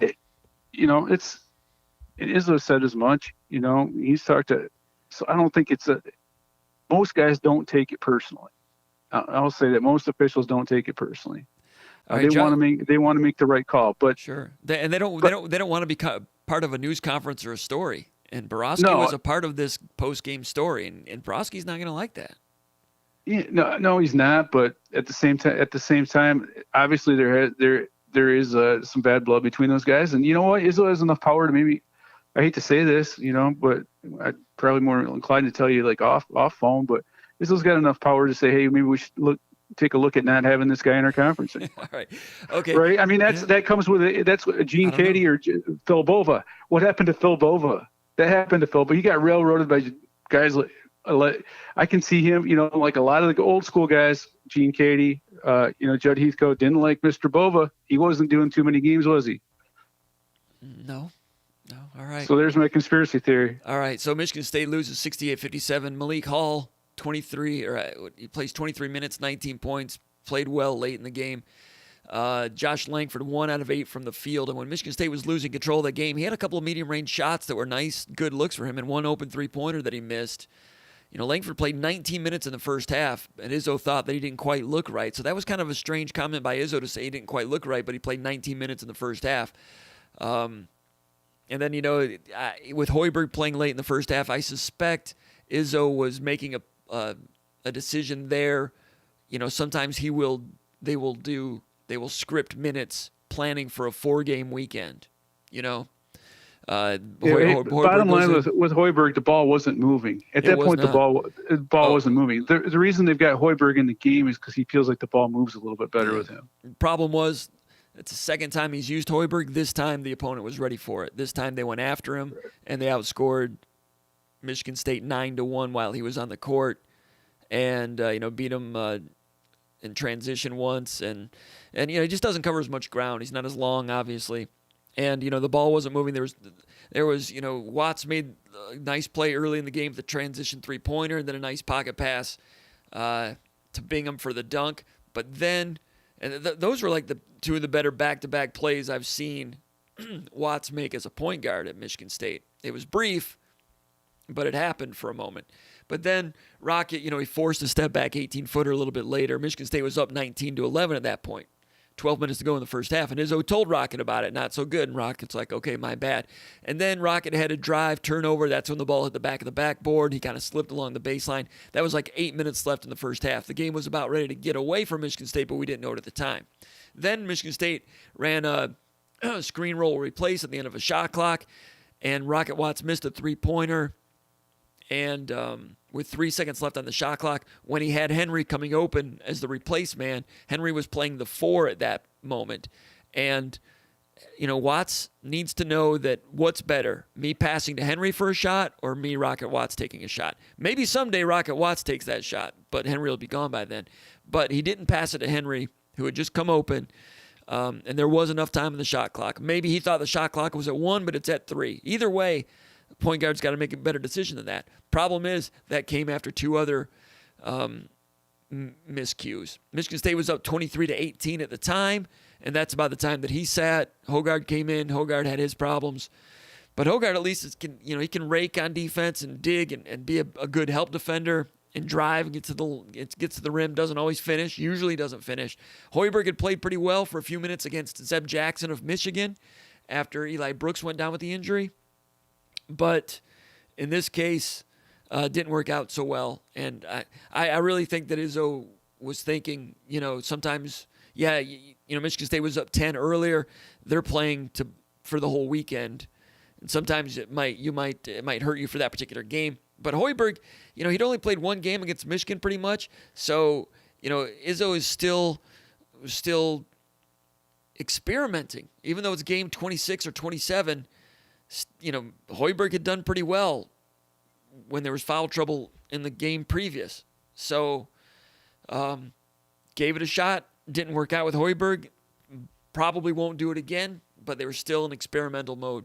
But your thoughts on other parts of that game? I think it's a mistake sometimes that we all fall into, where we look at, Hoiberg got outscored 9-1 in this game, so that was a mistake to play him. The problem in this game wasn't that Hoiberg played. The problem in this game was that Maryland dares people to hit open threes, and Michigan State can't shoot the 3.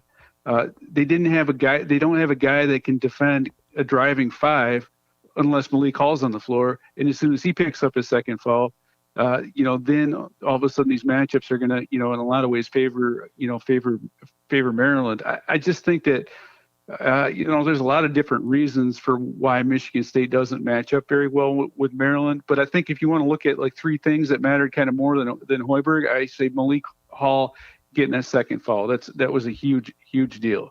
The other thing is, Izzo said coming into this that Josh Langford has to be Josh Langford that was at his best.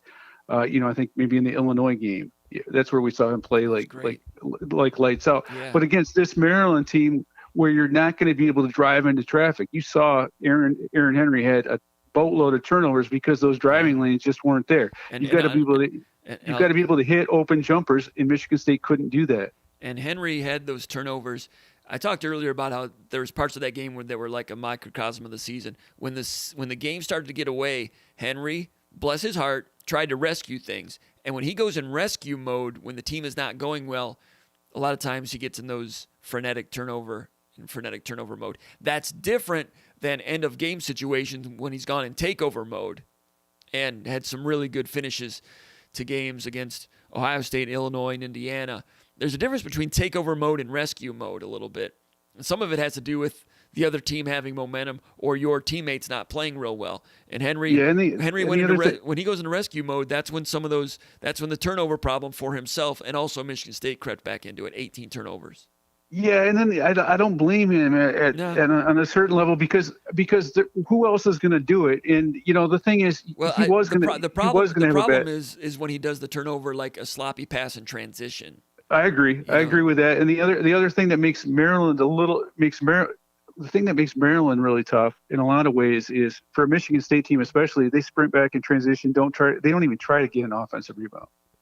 So I mean and then they've got the length. So when you try to throw a cross court pass, there's a lot more deflections and that type of thing. And then Aaron Henry, one of the reasons why Izzo mentioned that Josh Langford is so important in this game is because Aaron Henry is going to get negated to a certain extent by Daryl Morsell. Morcell. I mean, Sure. it's like that St. Louis game that Michigan State played. You know, when we were watching down in Columbus, they're playing against Rick Majerus, that St. Louis coach team. Draymond Green hit the game-winning shot, I believe, in that game, but they took Draymond Green away with a brilliant defensive game plan, and then they dared other people to beat them. And Maryland's game plan for Michigan State is pretty simple. Don't allow any transition, force them to shoot 3-pointers, and then take Aaron Henry away. The thing about Maryland was interesting. No transition at the beginning of the game. Didn't even go to the offensive boards like you said. I mean, they did it Dick Bennett style. They would shoot and they were getting back on defense. And it changed. I just rewatched the game earlier today. When Michigan State went small with Aaron Henry at the 4 with about 5 minutes to go in the first half, right when Michigan State did that, then Maryland started going to the offensive glass. I mean, they just really turned a switch. I mean, they've got two different ways to play. You're either getting back on defense or we're going to go ahead and try offensive rebounds. And from that point on, Maryland was impactful, had an impact on offensive rebounds, including some big putbacks in the second half, 2 of which drew fouls on Joey Hauser. So it's strange that Maryland can just really go from Dick Bennett on the offensive glass to crashing the glass pretty successfully. And when they did it, it seemed to surprise Michigan State a little bit.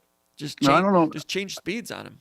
They changed speeds, but I think Michigan State's real problem in that game, in addition to, Maryland did a lot of nice things. Maryland had momentum. They could feel, there's blood in the water for them. They knew that Michigan State was demoralized because of those foul calls. That's the thing. That's the thing that, I felt like Michigan State had a defeatist attitude. And a lot of that was precipitated by, I think Coach Izzo had a defeatist attitude because of the foul calls. I was really surprised. That can't happen in the future. I agree. And because of the background, because of things in the past, because of the personal, and that's why Izzo got off kilter. Sure. But often with a guy like that, you're not going to see him in the NCAA tournament because he's not that good an official. Mm-hmm. And, Gabe Brown only played 1 minute in the second half, which really surprised me until I went back and watched his 1 minute. And on that play, Maryland had 3 offensive rebounds on that possession and scored, and Hauser had a foul on that exchange. He only played 1 minute, actually about 30 seconds, and during those 30 seconds, there's a rebound, there's another rebound, and Gabe Brown is leaking out, like trying to run out instead of defensive rebounding, So a lot of people were like, how come Gabe Brown is playing well? Even though it's the Big Ten tournament, and even though Michigan State, as it looks now, wasn't as a lock to be in the NCAA tournament as maybe we thought at that point, Izzo will still teach lessons this late into the season. Sometimes it'll be a positive. You were there when Darrell Summers was benched because of defensive problems, and Travis Walton getting on his case hard. And, oh, yeah. And you know what? A week later, Darrell Summers was playing really good defense, and they were beating, I think, Maryland in the Sweet 16 and went all the way to the Final Four was it Final Four that year? Was that 2010? I can't remember what year that was. I think it was 2010. 2009? I think it was 2010 when they beat Tennessee in the regional finals. Because the next year was 2011 when he was a senior and he was bad and Lucas struggled and Corey Lucius kicked off the team and they lost to UCLA. So in 2010 when Summers was a junior, Izzo was still battling with him to get more intensity out of him to the point that he benched him and his teammates were in favor of it, still teaching lessons and losing. Bob Knight sometimes would go ahead and lose in order to teach a lesson, sometimes to the detriment of the whole program. I'm not saying you should be like Bob Knight, but Izzo will teach lessons all the way up to the point where Gabe Brown plays 1 minute in the second half because he leaked out rather than getting a defensive rebound. Could it have changed this game? Probably not, because Maryland was off and running.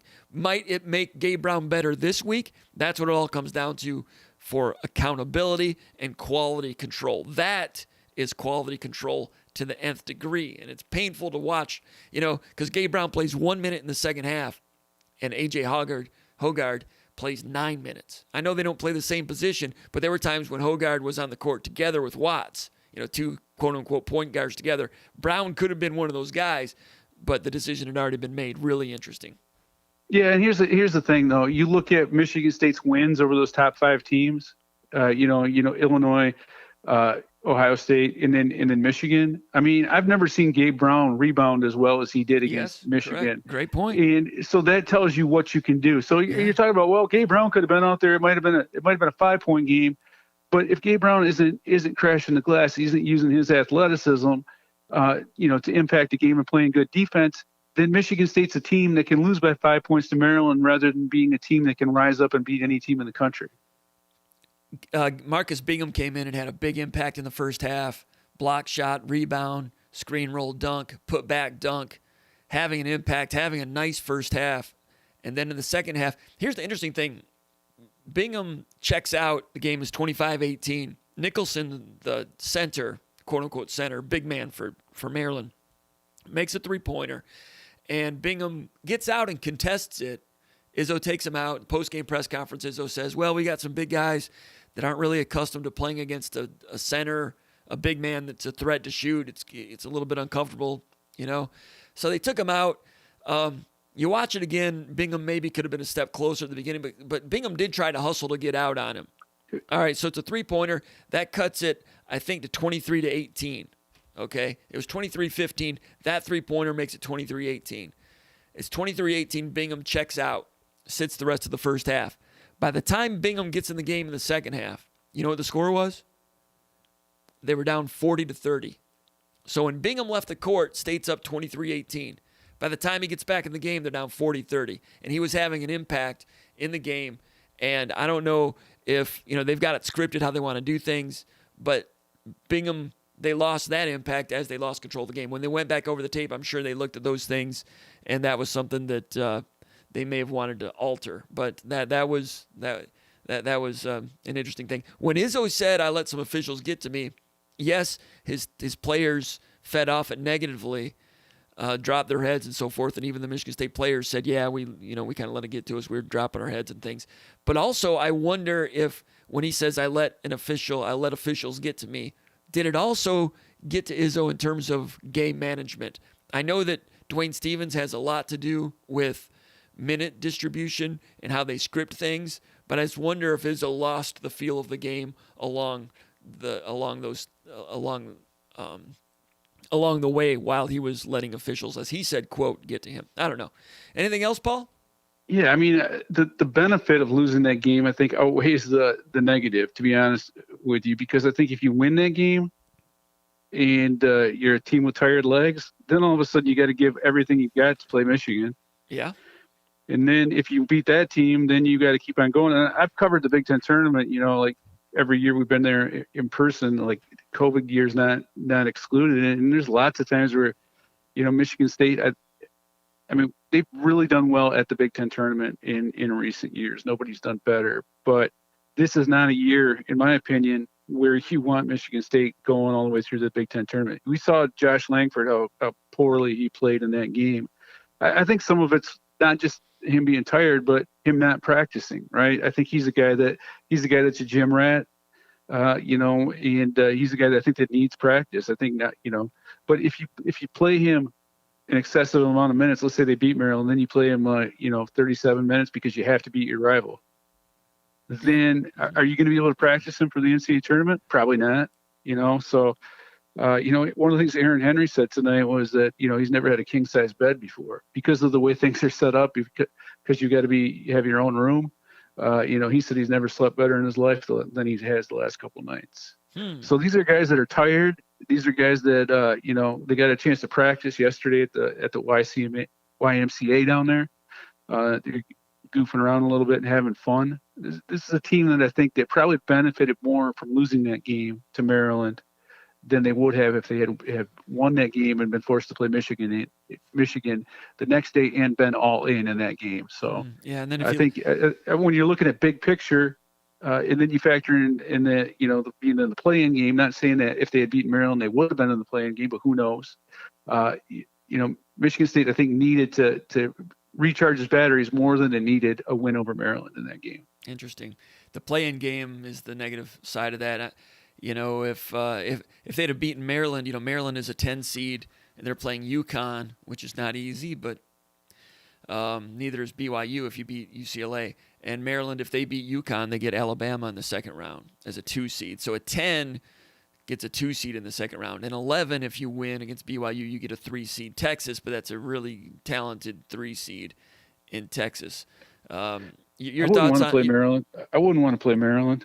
Yeah, they've got too many guys. They got a weird team. Now, they if really Maryland do. plays Alabama, that'd be interesting because Alabama is all about the 3-point line, and all they want is layups and threes and free throws. I mean, they play the real analytics style of play, and they got some little dudes that can really shoot. Maryland might be a They got that link matchup. though. Every single they've got it. I mean, the one thing I don't think that Alabama wants to see is a team with a ton of length with a defensive stopper. Daryl Morcell. I mean, there's some really good wing defenders in the Big Ten this year, Aaron Henry included. But Daryl Morcell, you look at him, you look at the guy from Penn State. I mean, and then there's a lot of good players this year. And but the length, man, Michigan State's a big team with a lot of length. So maybe Maryland would.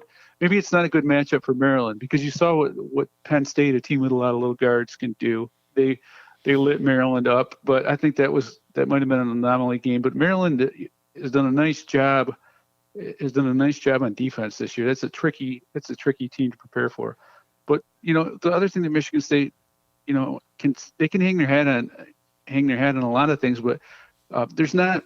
You look at the top 5 wins that they've had. Each of those teams, whether it's Michigan, Ohio State, Illinois, they play different styles of games, and those are legit quality big time opponents that Michigan State beat. So they're not going to be afraid of anybody. Sure. And they're not going to. It's not one of those years where I think Michigan State goes in the tournament saying, "Hey, I'm really worried about matchups." No, they've been through a lot, and these guys can handle it. Yeah, and it's an interesting point you make about Maryland is the 10 seed for Alabama, and Alabama's bracket is Alabama's SEC champion, the number 2 seed. You look at some of the other 10 seeds. VCU is a 10 seed. Virginia Tech is a 10 seed. I've watched those teams a little bit, but not much. If I'm Alabama, I would rather play Virginia Tech. I'd rather play VCU than Maryland. I was watching UCLA against Oregon and a little bit UCLA against Oregon State, and we had some film here earlier on the podcast. And it was shocking to me how casual the game was and the lack of physicality. I mean, there's excellent skill all over the place, but just a lot of daylights between chest and back and bodies. You know what I mean? There's just not as much. People go in the lane and people swat at them, but nobody's really bumping anybody. When Aaron Henry goes into the lane, he's got to bumper car people out of the way. Completely different style. Now, I wonder about Tiger Campbell. Having watched him a lot when he was in high school, and that's different. But he is a finesse player.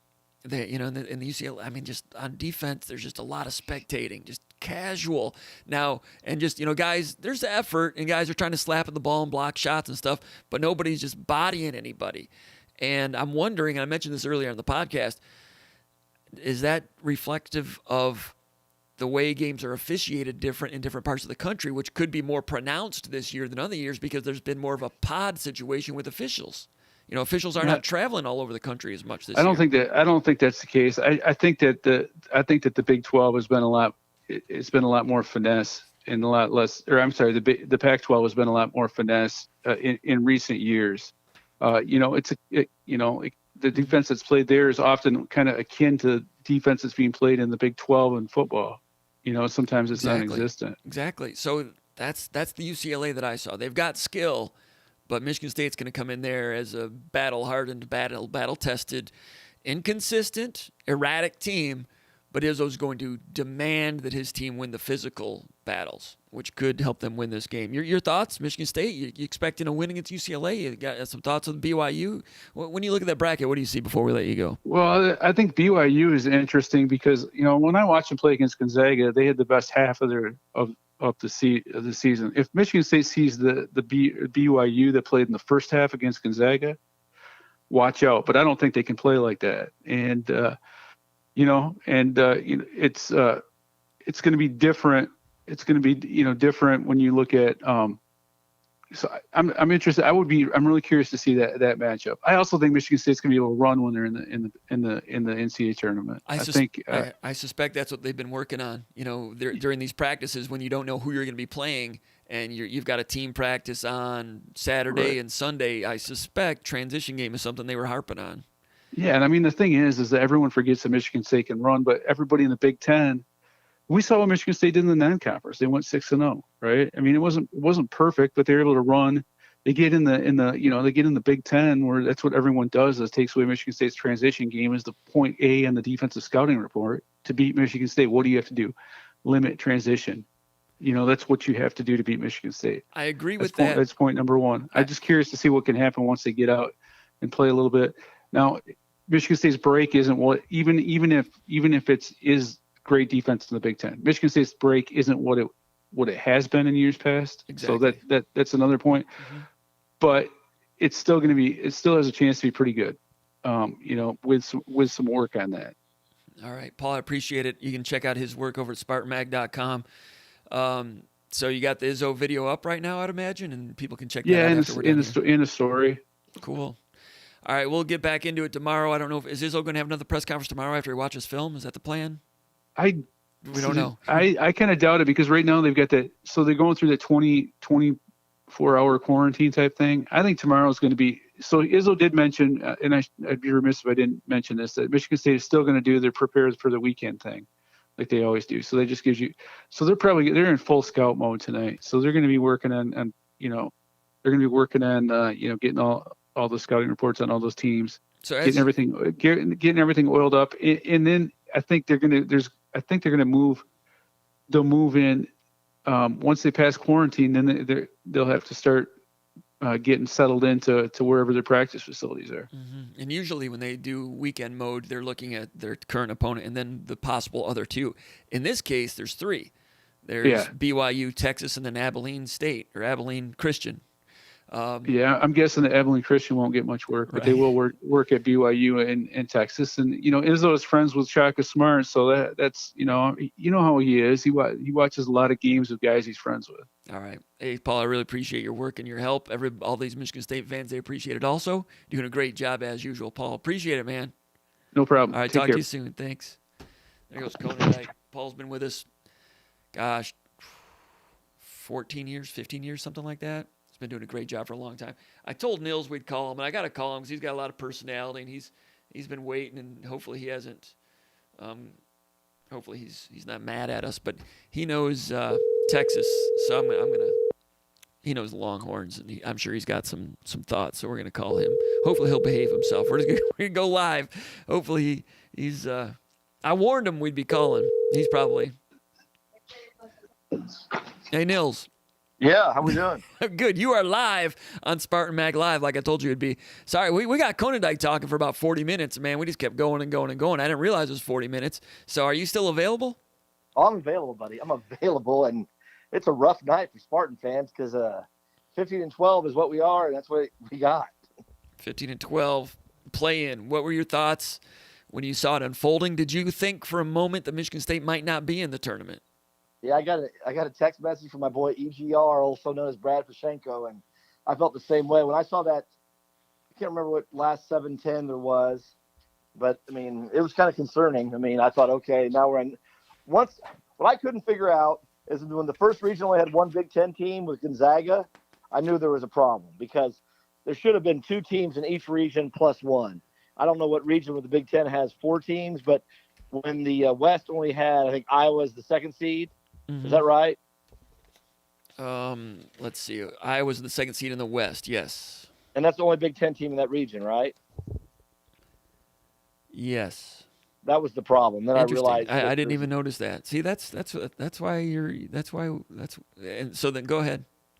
And then I realized, okay, there's a problem because yeah, Michigan State's not going to be in the spot they wanted to be because if it was truly balanced, there'd be two teams in each region and then an extra one in one of them. But the play-in game, I think, affects all that. I don't know how all the matrix and all that stuff plays out, but it wasn't looking good. And so Michigan State, one of the last four in, and it is what it is. I mean, I think people are right. This whole UCLA Michigan State thing, they're going to put some eyeballs. It's going to be the 8:00 game on Thursday night, and as we all well know, the NCAA needs to make money on this tournament. So what do? You put the two teams. If Duke's not going to be in there playing Michigan State, well, what's the next best thing? UCLA. So, yeah, Michigan State, they haven't had very good success against UCLA over the years. The last time they were in the tournament, that year. When did Michigan State get beat in the first round? Was that the year when Kalen Lucas and that team were just horrible with Darrell Summers? The year after they went to the Final Four. Yeah, 2011. Well, yeah, in UCLA, it was an awful, ugly game. First round. I can't remember the big kid from Atlanta that played for UCLA. He's a big center, about 6'9". Tony Young, I think his name was. But I can't remember how bad Michigan State was, but it was one of those years, much like right now, is that you want the year to get over because it was just so discombobulated. Michigan State was probably a top 5 preseason team, but they weren't ever put together. Mm-mm. You know, they didn't have a lot of leadership. Mm-mm. And the fact that, Kalen came off that, Achilles injury early that year, I think affected a lot of things. And, the fact that Kalen Lucas ever played in the NBA consistently is still a major question to me. And like, how does that happen? Because that guy was the Big Ten MVP, I think, is either a sophomore or a junior. Sophomore, and then injured in each of his last 2 years. Junior year in 2010, otherwise Michigan State would have won the national title. They lost to Butler by a point down in Indianapolis in the Final Four without Kalen Lucas. And without Chris Allen, because he'd been out partying all night. Yeah, so, in 2011, that was the year Corey Lucius was kicked off the team, right? Yep, he and Chris Allen weren't allowed to come back. They went to Iowa State that year. Yeah, so there were problems, and Draymond Green was not happy with some of the upperclassmen back then. Draymond was a sophomore in 2010 when they went to the Final Four. Freshman in 2009 went to the Final Four, and there was kind of a disconnect between Draymond coming up as the new leader and a serious basketball guy, and some of the other guys that had those distractions. Remember when Izzo used to always talk about distractions? That team was distracted. Ended up going 19-15. This current team, no distractions, but a lot of obstacles they've had to overcome. Just circling some of the Big Ten teams. As you mentioned that, I didn't even notice it. But in the West, you had Iowa as a 2 seed. In the South, there were 3 Big Ten teams. Wisconsin's a 9, Purdue's a 4, Ohio State's a 2. And then in the Midwest, Illinois is a 1, Rutgers is a 10. And then in the East, you have Michigan as a 1, Michigan State trying to be an 11 pretty much, and Maryland is a 10. But astute observation on your part to see that there was only 1 in that one region, and that kind of fouled things up a little bit and made things tight for Michigan State. So Michigan State versus UCLA, you got BYU there, but what I wanted to ask you about is Texas. If Michigan State is fortunate enough to win a game on Thursday, 1 day prep against BYU, then 1 day prep against Texas on Monday. You've watched Texas more closely than anyone listening to this podcast right now. You are the founder of the Texas Top 100. You've been watching Texas all year, and they won the Big 12 championship this year. What are your thoughts about Texas right now? Are they getting their things together right on time? Yeah, they're really good. I mean, if you get to watch Jericho Sims, this is a kid from Minneapolis. The tall kid, yeah. I mean, he's not tall. He's a guy that can guard 1 to 5. Yeah. Yesterday, I think he had 22-14. I mean, he was amazing. How tall is he? 5'10". He's 6'9". Here's who he is, Jim. And these are my 2 favorite players of all time, power forwards. Antonio McDyess and Sean Kemp. Now, maybe he's not as skilled as them, but he is a freak athlete. Yeah. He can guard 1 to 5. He makes you better at all aspects. And they have this kid, Kai Jones, who is a sophomore from the Bahamas, who's on a lot of mock draft boards as a top 10 guy. I mean, he's uber talented. And then you have the mature guards. Now, everyone forgets, Andrew Jones is basically a 5th-year senior. He's fought leukemia, has been in and out of the lineup for the last 2 or 3 years. You have Matt Coleman, who's been a starter for 4 years, and you have Courtney Ramey, who is a 3rd-year junior. So if you look at them in terms of the metrics and being a mature, old team, how you want to be, like you see a lot of these mid-major teams, like you want to get old. Texas is old. And then you bring a kid by the name of Brock Cunningham, who's a local kid. I've known him since he was a 3rd or 4th grader. He's kind of their old school, maybe like a Brian Cardinal type. Maybe he won't score as much, but he can defend. He'll scrap. I mean, once you see him play, you're like, okay, I love this guy. I mean, Brock Cunningham is that dude that everybody wants on their team. Now, you might not pick him first. You'll probably pick him last, but he's going to make you better. And then, they've got Jace Febris, who's he's a proficient 3-point shooter. He had the Chris Webber, microfracture surgery last year, and it's taken a while for him to kind of get, accustomed to things, but he's starting to shoot the ball at a high range. I think he hit 5 threes against Texas Tech the other night. I mean, everyone, I kind of go overboard sometimes. Texas kind of has the same influence on me that Michigan State does. When I think they're great, I think they're really great. When I think they're bad, they're really bad. I think they're really good right now. And I think Shaka is comfortable with this team. He hasn't been comfortable ever since he got to the 40 acres in Austin. This team he's comfortable with. If you watched the game last night against, Oklahoma State, who has arguably the number 1 draft pick in the country, Cade Cunningham, he did a great job of adjusting offense for defense, something I've never seen him do. And I think this Texas team, I really think they have a chance to get to the Final Four. I think, if Michigan State it would be hard for them because I think Texas has that mature backcourt. They've got 3 or 4 guys that can shoot the ball on the perimeter. They've got bigs. I mean, you bring in Greg Brown.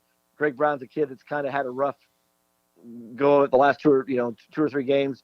Didn't play very well against Texas Tech. Kind of went, kind of had an out of mind experience. And then yesterday was awful, but they've got dudes. And I think Texas has as many dudes right up there with Baylor as anybody in the country. And I think the Big 12 on the high end is better than the Big 10. I don't think, the Big 10 from the fact that they have 14 teams versus Big 12 has 12. I mean, they have 10. I just think those high end teams in the Big 12 might be a tad better. I think Texas and Baylor are the best 2 teams in the Big 12. Oklahoma State right behind them. Kansas, to me, I think they'll be maybe 2 and done. I'm not impressed with them because they don't have the guard play that Bill Self requires, and the fact that McCormick's coming off the COVID pause. But I think Texas, I've been impressed with them more and more. Until they had the COVID pause, they really hadn't had a bad game. I mean, they beat North Carolina. Shouldn't have gotten beat by Villanova early in the year. But this is a Texas team that I think should be in the Final Four. I think Michigan, when all is said and done, Michigan would have a hard time with them, and I think Michigan State's going to have a hard time with them. They're just too big and athletic. And when you got Kai Jones and Jericho Sims, for some reason, no one has him on their NBA draft boards, but the guy's going to be in the NBA for 10 years, and Kai Jones is a top 10 draft pick. And I mean, he's long as the day is long. So, I mean, he's long. Yeah, Jericho Sims, I saw this weekend, they had that picture of him, the before and after. Yeah, it looked like me and you. I mean, it's how it was for us. I mean, he was a specimen coming in, but now he's got that 6-pack going, and it's like, whoa. Dude, he's a 40-inch vert guy at 6'9". Yeah. I mean, he can put his chin on the rim. He's like Sean Kemp and Antonio McDyess. And I always view them as the biggest studs ever to go find an offensive, like a power forward. That's that dude, and he's like that. What did Ben Wallace look like when he was 21? I don't know, but he didn't have I don't think Ben Wallace ever had the he was stiffer in the hips than those guys. Those guys could go get the ball earlier than he could. I thought. Jared if you're going to run a pick and roll with him, running right to the rim, that's a dunk every time. You can't defend that. Yeah, impressive people, impressive players for Texas. Tough draw for Michigan State. Conan Dyke was on here a minute ago talking about Izzo saying that he felt the Big Ten was disrespected. He was not happy about being in the play-in game. But, I mean, Michigan State's record is 15-12. I mean, at some point you can't get beat by 30 points by Minnesota. You can't get beat by 20 points by Northwestern. You can't get beat by 40 points by Rutgers. And you can't get beat by 30 points by Iowa.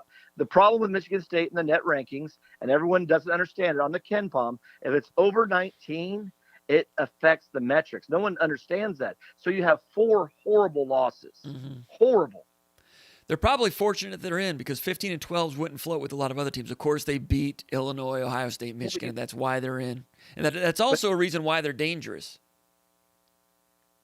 against a lot of teams. The fact that they better not he better not do what he did the other day. He better stay. He better realize that Marcus Bingham needs to be on the court more than 18 minutes. Yeah. Now check this out. So you get Texas as your number 3. That's the bad part. Because look at some of the other number 3s in the tournament. Kansas is a number 3. But it's because of their name. They're not even. They should be like a 7 or 8 seed. But if Michigan State was looking at beating BYU, then playing Kansas, then it's like, okay, game on, right? Yep. The other number 3s, Arkansas is a number 3. I know they got hot and won a lot of games, but again, Texas is better than Arkansas. You beat BYU, you take on Arkansas, okay, try that. The other number 3 is West Virginia, who's had some ups and downs. Yeah, they're not in the stratosphere. But Texas is the best 3 in the bracket. By far, 100% agree. That's what makes the being in the play-in, the first 4 makes it difficult enough, but Texas being the best number 3 in the tournament makes it for a near impossible weekend. What's that? This Abilene Christian team. Okay, I'm going to tell you about this Abilene Christian team. Okay. This Joe Golding, who's the head coach at ACU. Yeah. Now, if you go over the history, I mean, ACU, Abilene Christian hasn't been a Division I team for more than 5 or 6 years, right? They have a 7-foot center named Colton Cole that they developed over time. They're going to give Texas a game. The NCAA did this it's all set up, right? So how does Abilene Christian end up playing Texas? Well, that's going to make for good ratings, right? In the state of Texas, where there's 33 million people, 33 million people are going to be watching that game. I mean, but ACU, that Golden guy, he can coach the basketball. You're going to like what they do. They're kind of an old school Midwestern team playing in Texas. They do a lot of good things. They're going to, and I think all the Southland coaches are going to have like a player to look at. Kyle Keller, Jason Hooten, all the Southland coaches that support the ACU in this deal, they'll have a good scouting report for Texas. ACU is going to give Texas a game. Really? Just because they know the area. They've got kind of a Texas Tech influence, so they'll know how to, do what Texas does.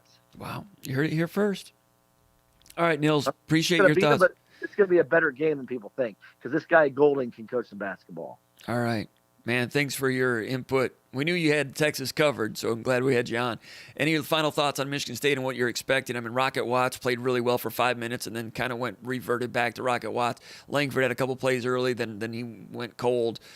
Gabe Brown had the one nice dunk and then played 1 minute in the second half. Konendijk and I talked about that. Gabe Brown, went back and looked at it. As I told the listeners here earlier, Gabe Brown got caught cherry picking when Maryland had 2-3 offensive rebounds on one stretch, put back, foul on Joey Hauser, and Gabe Brown was kind of leaking out, and then that's what got him a ticket on the bench for the rest of the game. I still think you need to start him versus Malik Hall. I just think you're a better team when you have him versus Malik Hall. I just think Gabe Brown. Yes, we were a better team when Gabe Brown would start. Okay, so start Gabe Brown and start Henry at the 4. Yep. Well, UCLA plays 4 guards with one pseudo big man. So that's Malik Hall sticks the basketball. When the ball goes to Malik Hall, the ball sticks. You can't afford for the ball to stick. Gabe Brown doesn't do that. He either has a play or he gets rid of the ball. You can't stick the basketball. Now, after they came back and had the big win against Maryland or against Indiana, the one that started all of this, then their next game against Illinois, when Michigan State had the big win that they had to have that started everything else. That's the first time that they did start the small lineup. Then they started the small lineup against Ohio State, had some foul trouble. I think, was it Langford? Then that kind of threw things off kilter. And then that's when Langford's legs were gone. That was all on Langford. That wasn't on Gabe Brown. And then against Michigan, was it Langford had foul trouble against Michigan? So then you have that game in your deal, though. Why would you even worry about that game? You knew you were going to get your ass kicked. You're going to lose. So I mean, come on. That was a throw game. You were playing for Sunday. You played for Sunday, you won. That's why you're in the tournament. That's all there is to it. When they got to Sunday, the second time they played Michigan State went away from the small lineup, went back to the bigger lineup with Hall starting. Well, it had to because of freaking Dickinson. Mm-hmm. Dickinson's the only guy, him and Coburn are the only two that affect you in terms of height. It's not like, they started small against Illinois, though. I mean, they were draping. They had that 4-headed monster big man, conglomeration against Coburn, and went small for a good portion of that game. When I say small, I mean Henry at the 4. Yeah. So Hall starts against Maryland, got off to a good start, and Hall ended up having a really good second half. But Hall also got 2 early fouls, and Julius Marble had 2 early fouls also. Then play Bingham, play Hall at the 5 and Brown at the 4, and see what you can do. Because I think you're gonna have to play faster to beat one of these teams. You're going to try to figure out how to way upset somebody. You're going to have to play something different. I mean, Michigan State, Matt Harms is going to give Michigan State a hard time with the BYU. I mean, he gave us a hard time when he was at Purdue. So, well, Michigan State has had experience playing against opposing big men, and you just mentioned the 7-footer at Abilene, Christian, and Harms at BYU. So Michigan State has a couple of, I've been saying that the Big Ten has a disproportionate number of big men that Michigan State have had to tangle with all year at Purdue. That shouldn't be the problem. It shouldn't be a problem. I mean, Michigan State has had trouble with it, but they've seen it. It's not going to be shocking. They're tested in that category. They'll have a plan. So got to make some jump shots. Joshua Langford, be nice to see him get 16 rebounds in a game again, but he's got to hit some of those medium-range jumpers. And Aaron Henry's got to be in takeover mode, but not rescue mode. When he goes into rescue mode, too many turnovers happen. And Rocket Watts had a good start and then had some mistakes. driving to the baseline, turn it over, then that 18-footer, foot on the line, three-pointer that he shot early offense that they didn't need. And then I mentioned earlier in the podcast, there's a screen roll replaced when it was 23-18, when he had Aaron Henry coming open on the left wing as the replacement man when Michigan State was small as a power forward, did not pass it to Henry, chose to take the shot himself, 3 on the shot clock, missed badly. I guess he's feeling it, but when you've got Aaron Henry there, you defer to him. And I'm sure they looked at film, and Watts' heart is in the right place, and he's still trying to get ironed out because he looked good in the opening minutes, had that three-pointer in transition, had a nice pocket pass to Bingham for a dunk on a high screen play. So he's got to iron it out and find the good Rocket Watts like they had against Michigan. So Michigan State's got a good team in there somewhere. It's just it's a moving target for them. It's not every single time out, which is going to maybe they can achieve it here in the tournament. They've been practicing. What are your thoughts? What do you think? What kind of Michigan State are we going to see against UCLA? I mean, if we see the team that was up 23-11 against Maryland, that team when I called you on the phone, I was excited. I mean, they're also like, okay, this is a team that can make a run, right? Yes, I thought the same thing. Okay. And then all of a sudden, it gets – I think Bingham's the key to this team. I think he's the guy that he's long enough. He's the one guy that can do things that other teams – if Jericho Sims is playing him, he can affect Jericho Sims because he has the length, right? No one else – now, maybe Sissoko, but he can't play offensively. He can't play offensively with Sissoko on the floor, so you're basically playing 4-on-5. Whereas Bingham, he's gotten better. He's gotten much better. He's the key to this team. And Izzo needs to trust him and say, you know what, you're going to play 26 minutes, and here's how you're going to play it. Because if you don't play 26 minutes, we're going home. So he's the key to this team because he has the length. He's back like going to Idong Ibach or Drew Namick. He affects, and then you can protect the paint.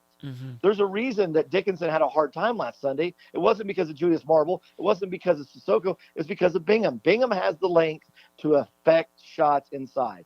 And like you're saying, if you're going to play Harms, Julius Marble is not going to be able to match up with Harms. Who's the guy that can match up with Harms? That's Bingham, right? So then you go and you play Texas. Well, who's the guy that can play Jericho Sims or Kai Jones? It's Bingham. Bingham needs to play 26 minutes if they want to have a chance to win. 26 minutes, I agree, but I think it's off the bench still. I think you let him begin the game on the bench. You let Marble go in there and throw some elbows. But you have to give him. You got to let him play through it. He didn't let him play through it against Maryland, and it cost him the game. I talked about that with Conan Dyke, and you and I spoke about that last week. That when he didn't get out on the three-pointer, you can't do what he did to Marvin Clark against Middle Tennessee State, because that cost him the game when he went haywire that game. The only guy that could guard Upshaw in that Middle Tennessee State game was Clark because Kenny Goins hurt his knee, and it cost him that game back then. That was strange. Clark. He goes haywire. 6'7" goes haywire on people, and no one reins him in. Hopefully, no one ever hears this stuff. Clark was, strong, power forward type of guy. He could guard a guy on the perimeter. He was the mismatch for. He was like Goins. He could guard a guy like that on the perimeter. And he, would get some minutes, then he wouldn't get some minutes. He had some strength, had some athleticism. And he could shoot the three if you gave it to him. He made a big play against Louisville to get into the Final Four the year before. Down the stretch. Remember Clark did that? Christian Mocan guy. And he then, knew how to play basketball. And then Clark, the interesting thing about the Middle Tennessee State game, Michigan State all year was trying to find a power forward that could play defense.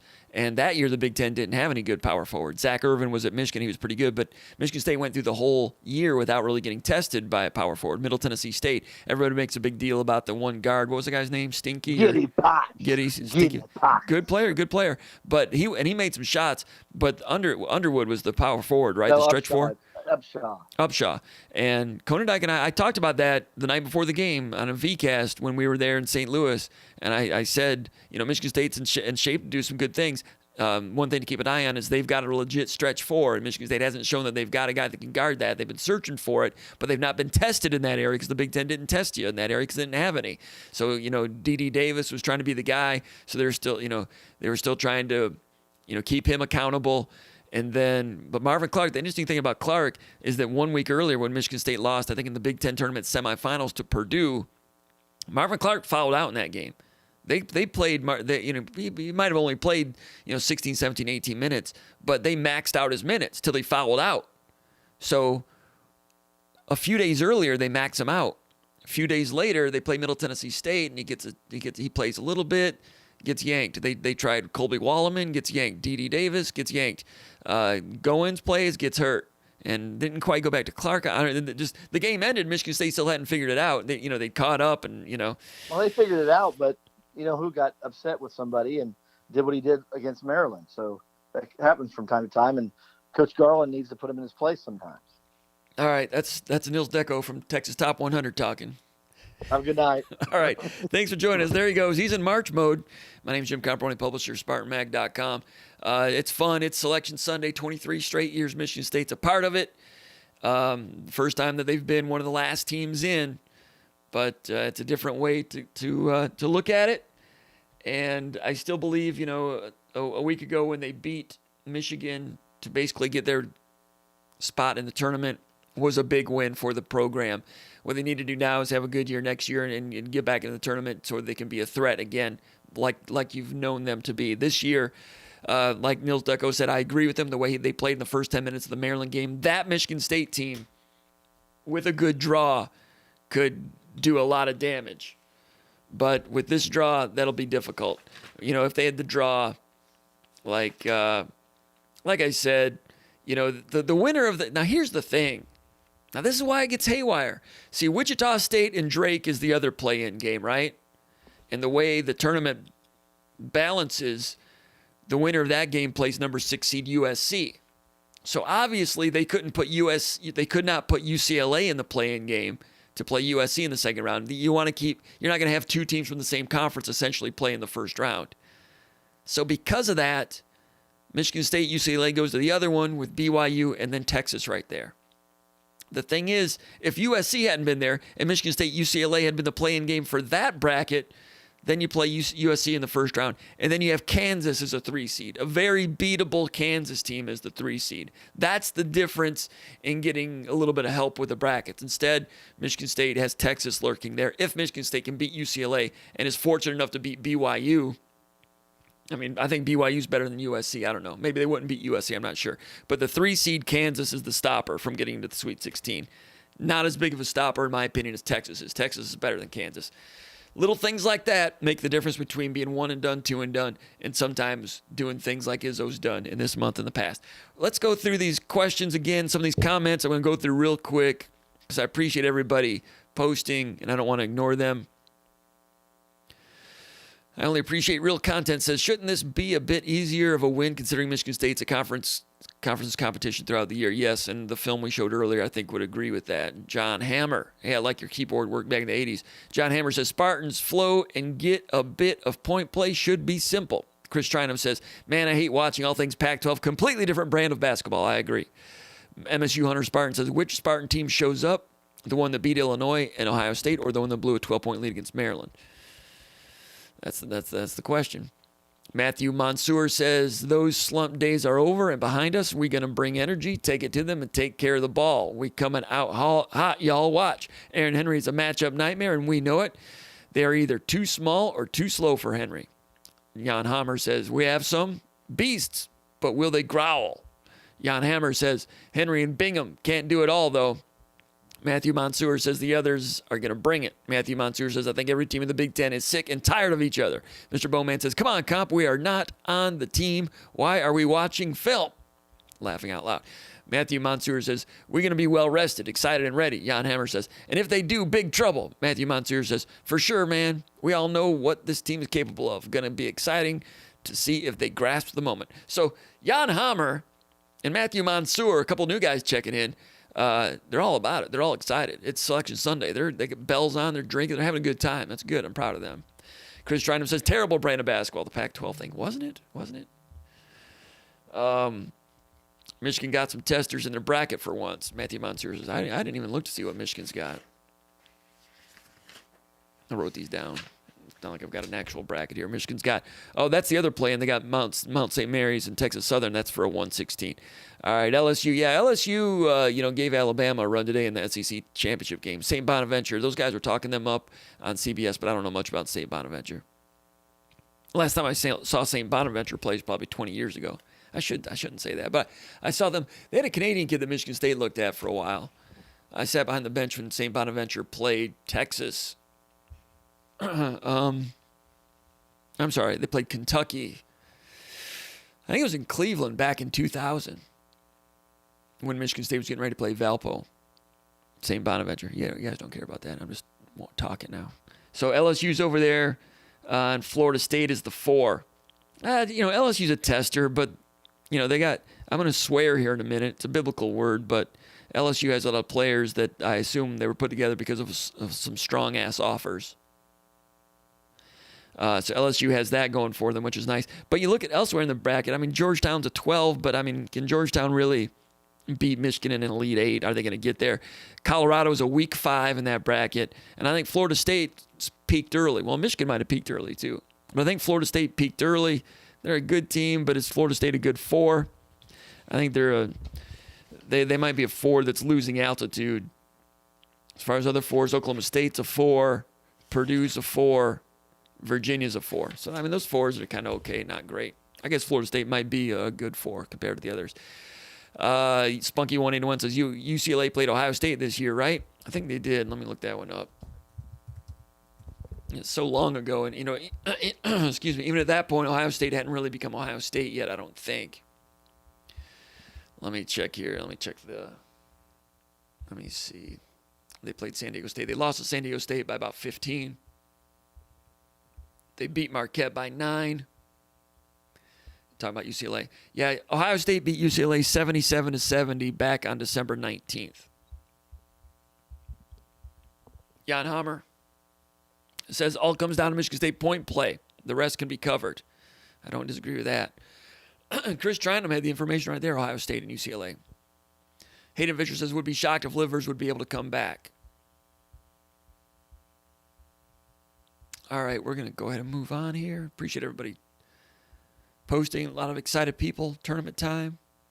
Chris Trinum says, I like the matchup for Michigan State. The only thing that I don't like is the guards for UCLA go 6'4", 6'6", 6'6", 6'6". Campbell is the only small guard at 5'11". MSU Hunter Spartan says, this game will be a toss-up. MSU has to shoot better than they did against Maryland. Yes, they do. UCLA is not a good rebounding team. Sadly, this Michigan State team is not the best either. Hayden Fisher says, for what it's worth, Ken Pom predicts UCLA 68, Michigan State 67 with a 45% chance of winning. 68-67 with a 45% chance. Did we really need Ken Pom's computers to spit that out? I guess so. Let Tiger shoot all day. He's never been a shooter. True. Jan Hammer says, Tom does this every year. I think they almost have it all together, but this is not horseshoes. Now or never.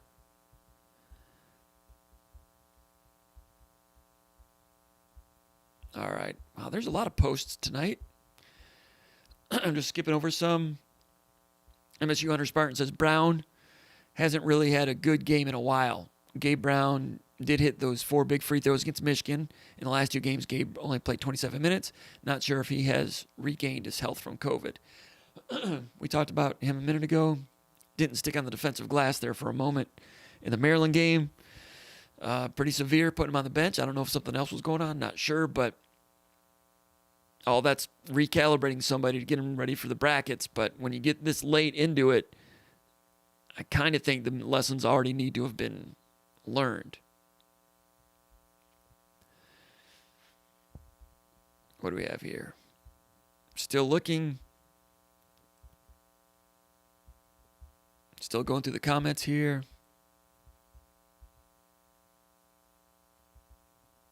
Comp, I have the same ringtone, and when your phone goes off, I think it's mine, MSU Hunter Spartan says. Talking about the quack thing. Did I mention this last week? I might have mentioned this in the podcast a couple days ago. Yeah, it's not that important. I'm not going to bring it back up.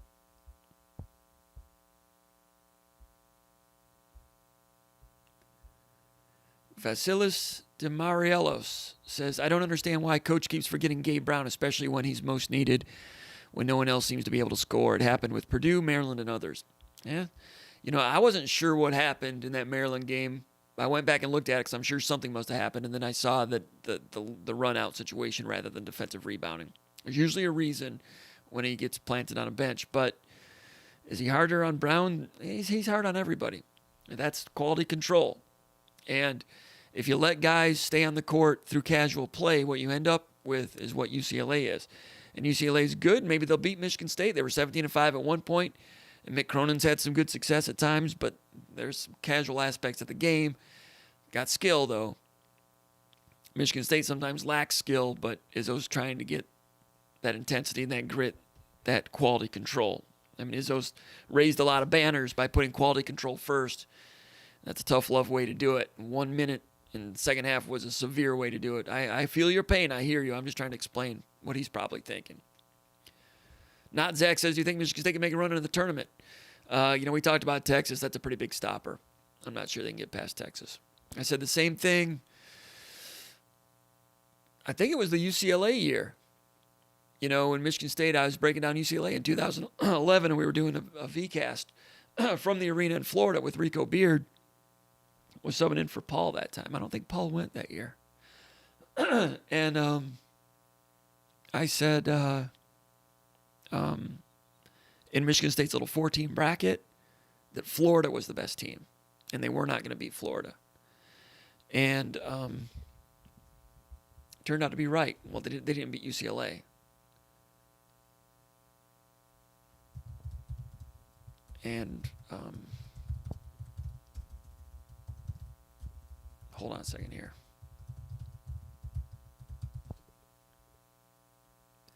That Florida team, I think, had Bradley Beal on it. And at that time, nobody knew Bradley Beal was going to be Bradley Beal.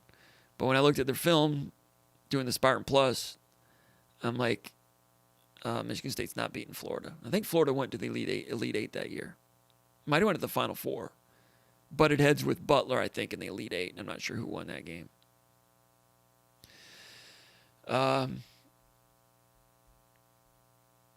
Yeah, we had some pranks earlier. And I'm getting to the point where Oh, J. Paul, that was you that called? I'm sorry, J. Paul. I was Mike, y'all, just calling me a troll. Sorry. Hey, J. Paul, sorry about that. I got to be guarded because we do get some pranksters. And when the callers, the screener, the automated screener asks you what your name was, I need you to come with it a little quicker. Maybe I'll go find it and put you down as a good caller for the future. All right, we're going to go ahead and wrap it up because I'm losing my voice.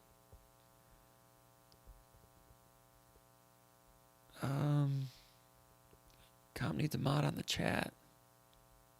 All right. Anyway, J. Paul. Is J. Paul now going? Is he getting angry now? Did he get angry on us? I don't know. We're all getting tired. We're gonna move on. We're ready for the tournament. I'm reading. I don't know what happened here in the chat area. I'm kind of interested. Now I just have dead air because I'm reading this. I was not aware of all this stuff. Usually I check in with the chat area earlier and have a better handle. But with the two guests we had tonight, I kind of let the chat area go real long. And now I'm behind and it's kind of the wheels have come off. Gordon Tenoda says, I saw on ESPN tonight that Virginia is not going to Indy until the day before the game. I thought every team had to be in quarantine for at least one game. I don't know the answer to that. Jan Hammer says, actually MSU Hunter says, Hogard better practice shooting and finishing at the rim. Yeah. Cannot argue with that. MSU Hunter Spartan says, beating UCLA against Michigan State, a game against BYU. Out of BYU's 6 losses, 3 are to Gonzaga. That's the stat of the night right there. Great point. It's a great point. Great point. MSU Hunter doing some hunting. Stroker's was on the line at some point. Good to have him involved. Old Tuck. It looks like Old Tuck and Detroit Spartan are renewing their hostilities from last week. All right, we better sign off while Old Tuck and Detroit Spartan are still civil. Doris Fan 91 says, does Michigan State need to recruit a 7-footer? When I hear that, I usually think that there are not many 7-footers out there, and there are truly not many 7-footers out there. It's just that Michigan State seems to play all of them all the time. And then Nils tells us that Abilene Christian has a 7-footer. Wouldn't it be something if Michigan State played Abilene Christian to get in the Sweet 16? That's not going to happen. Anyway, we're going to wrap it up. Appreciate all the wonderful contributions we have. Michigan State UCLA at 10 o'clock tonight. All right, let's go ahead and wrap it up. Appreciate all the contributions from everybody out there and all the posts and listening and all the support you give to SpartanMag.com. Go over to SpartanMag.com for coverage throughout the week and heading into spring football practice and recruiting and all the good stuff. My name is Jim Comparoni, publisher of SpartanMag.com. Thanks for checking us out in a special edition of Spartan Mag Live, the special selection Sunday edition, first time ever, Spartan Mag Live. Check us next time, SpartanMag.com, Spartan Mag Live every week. As always, from East Lansing, Michigan, SpartanMag.com.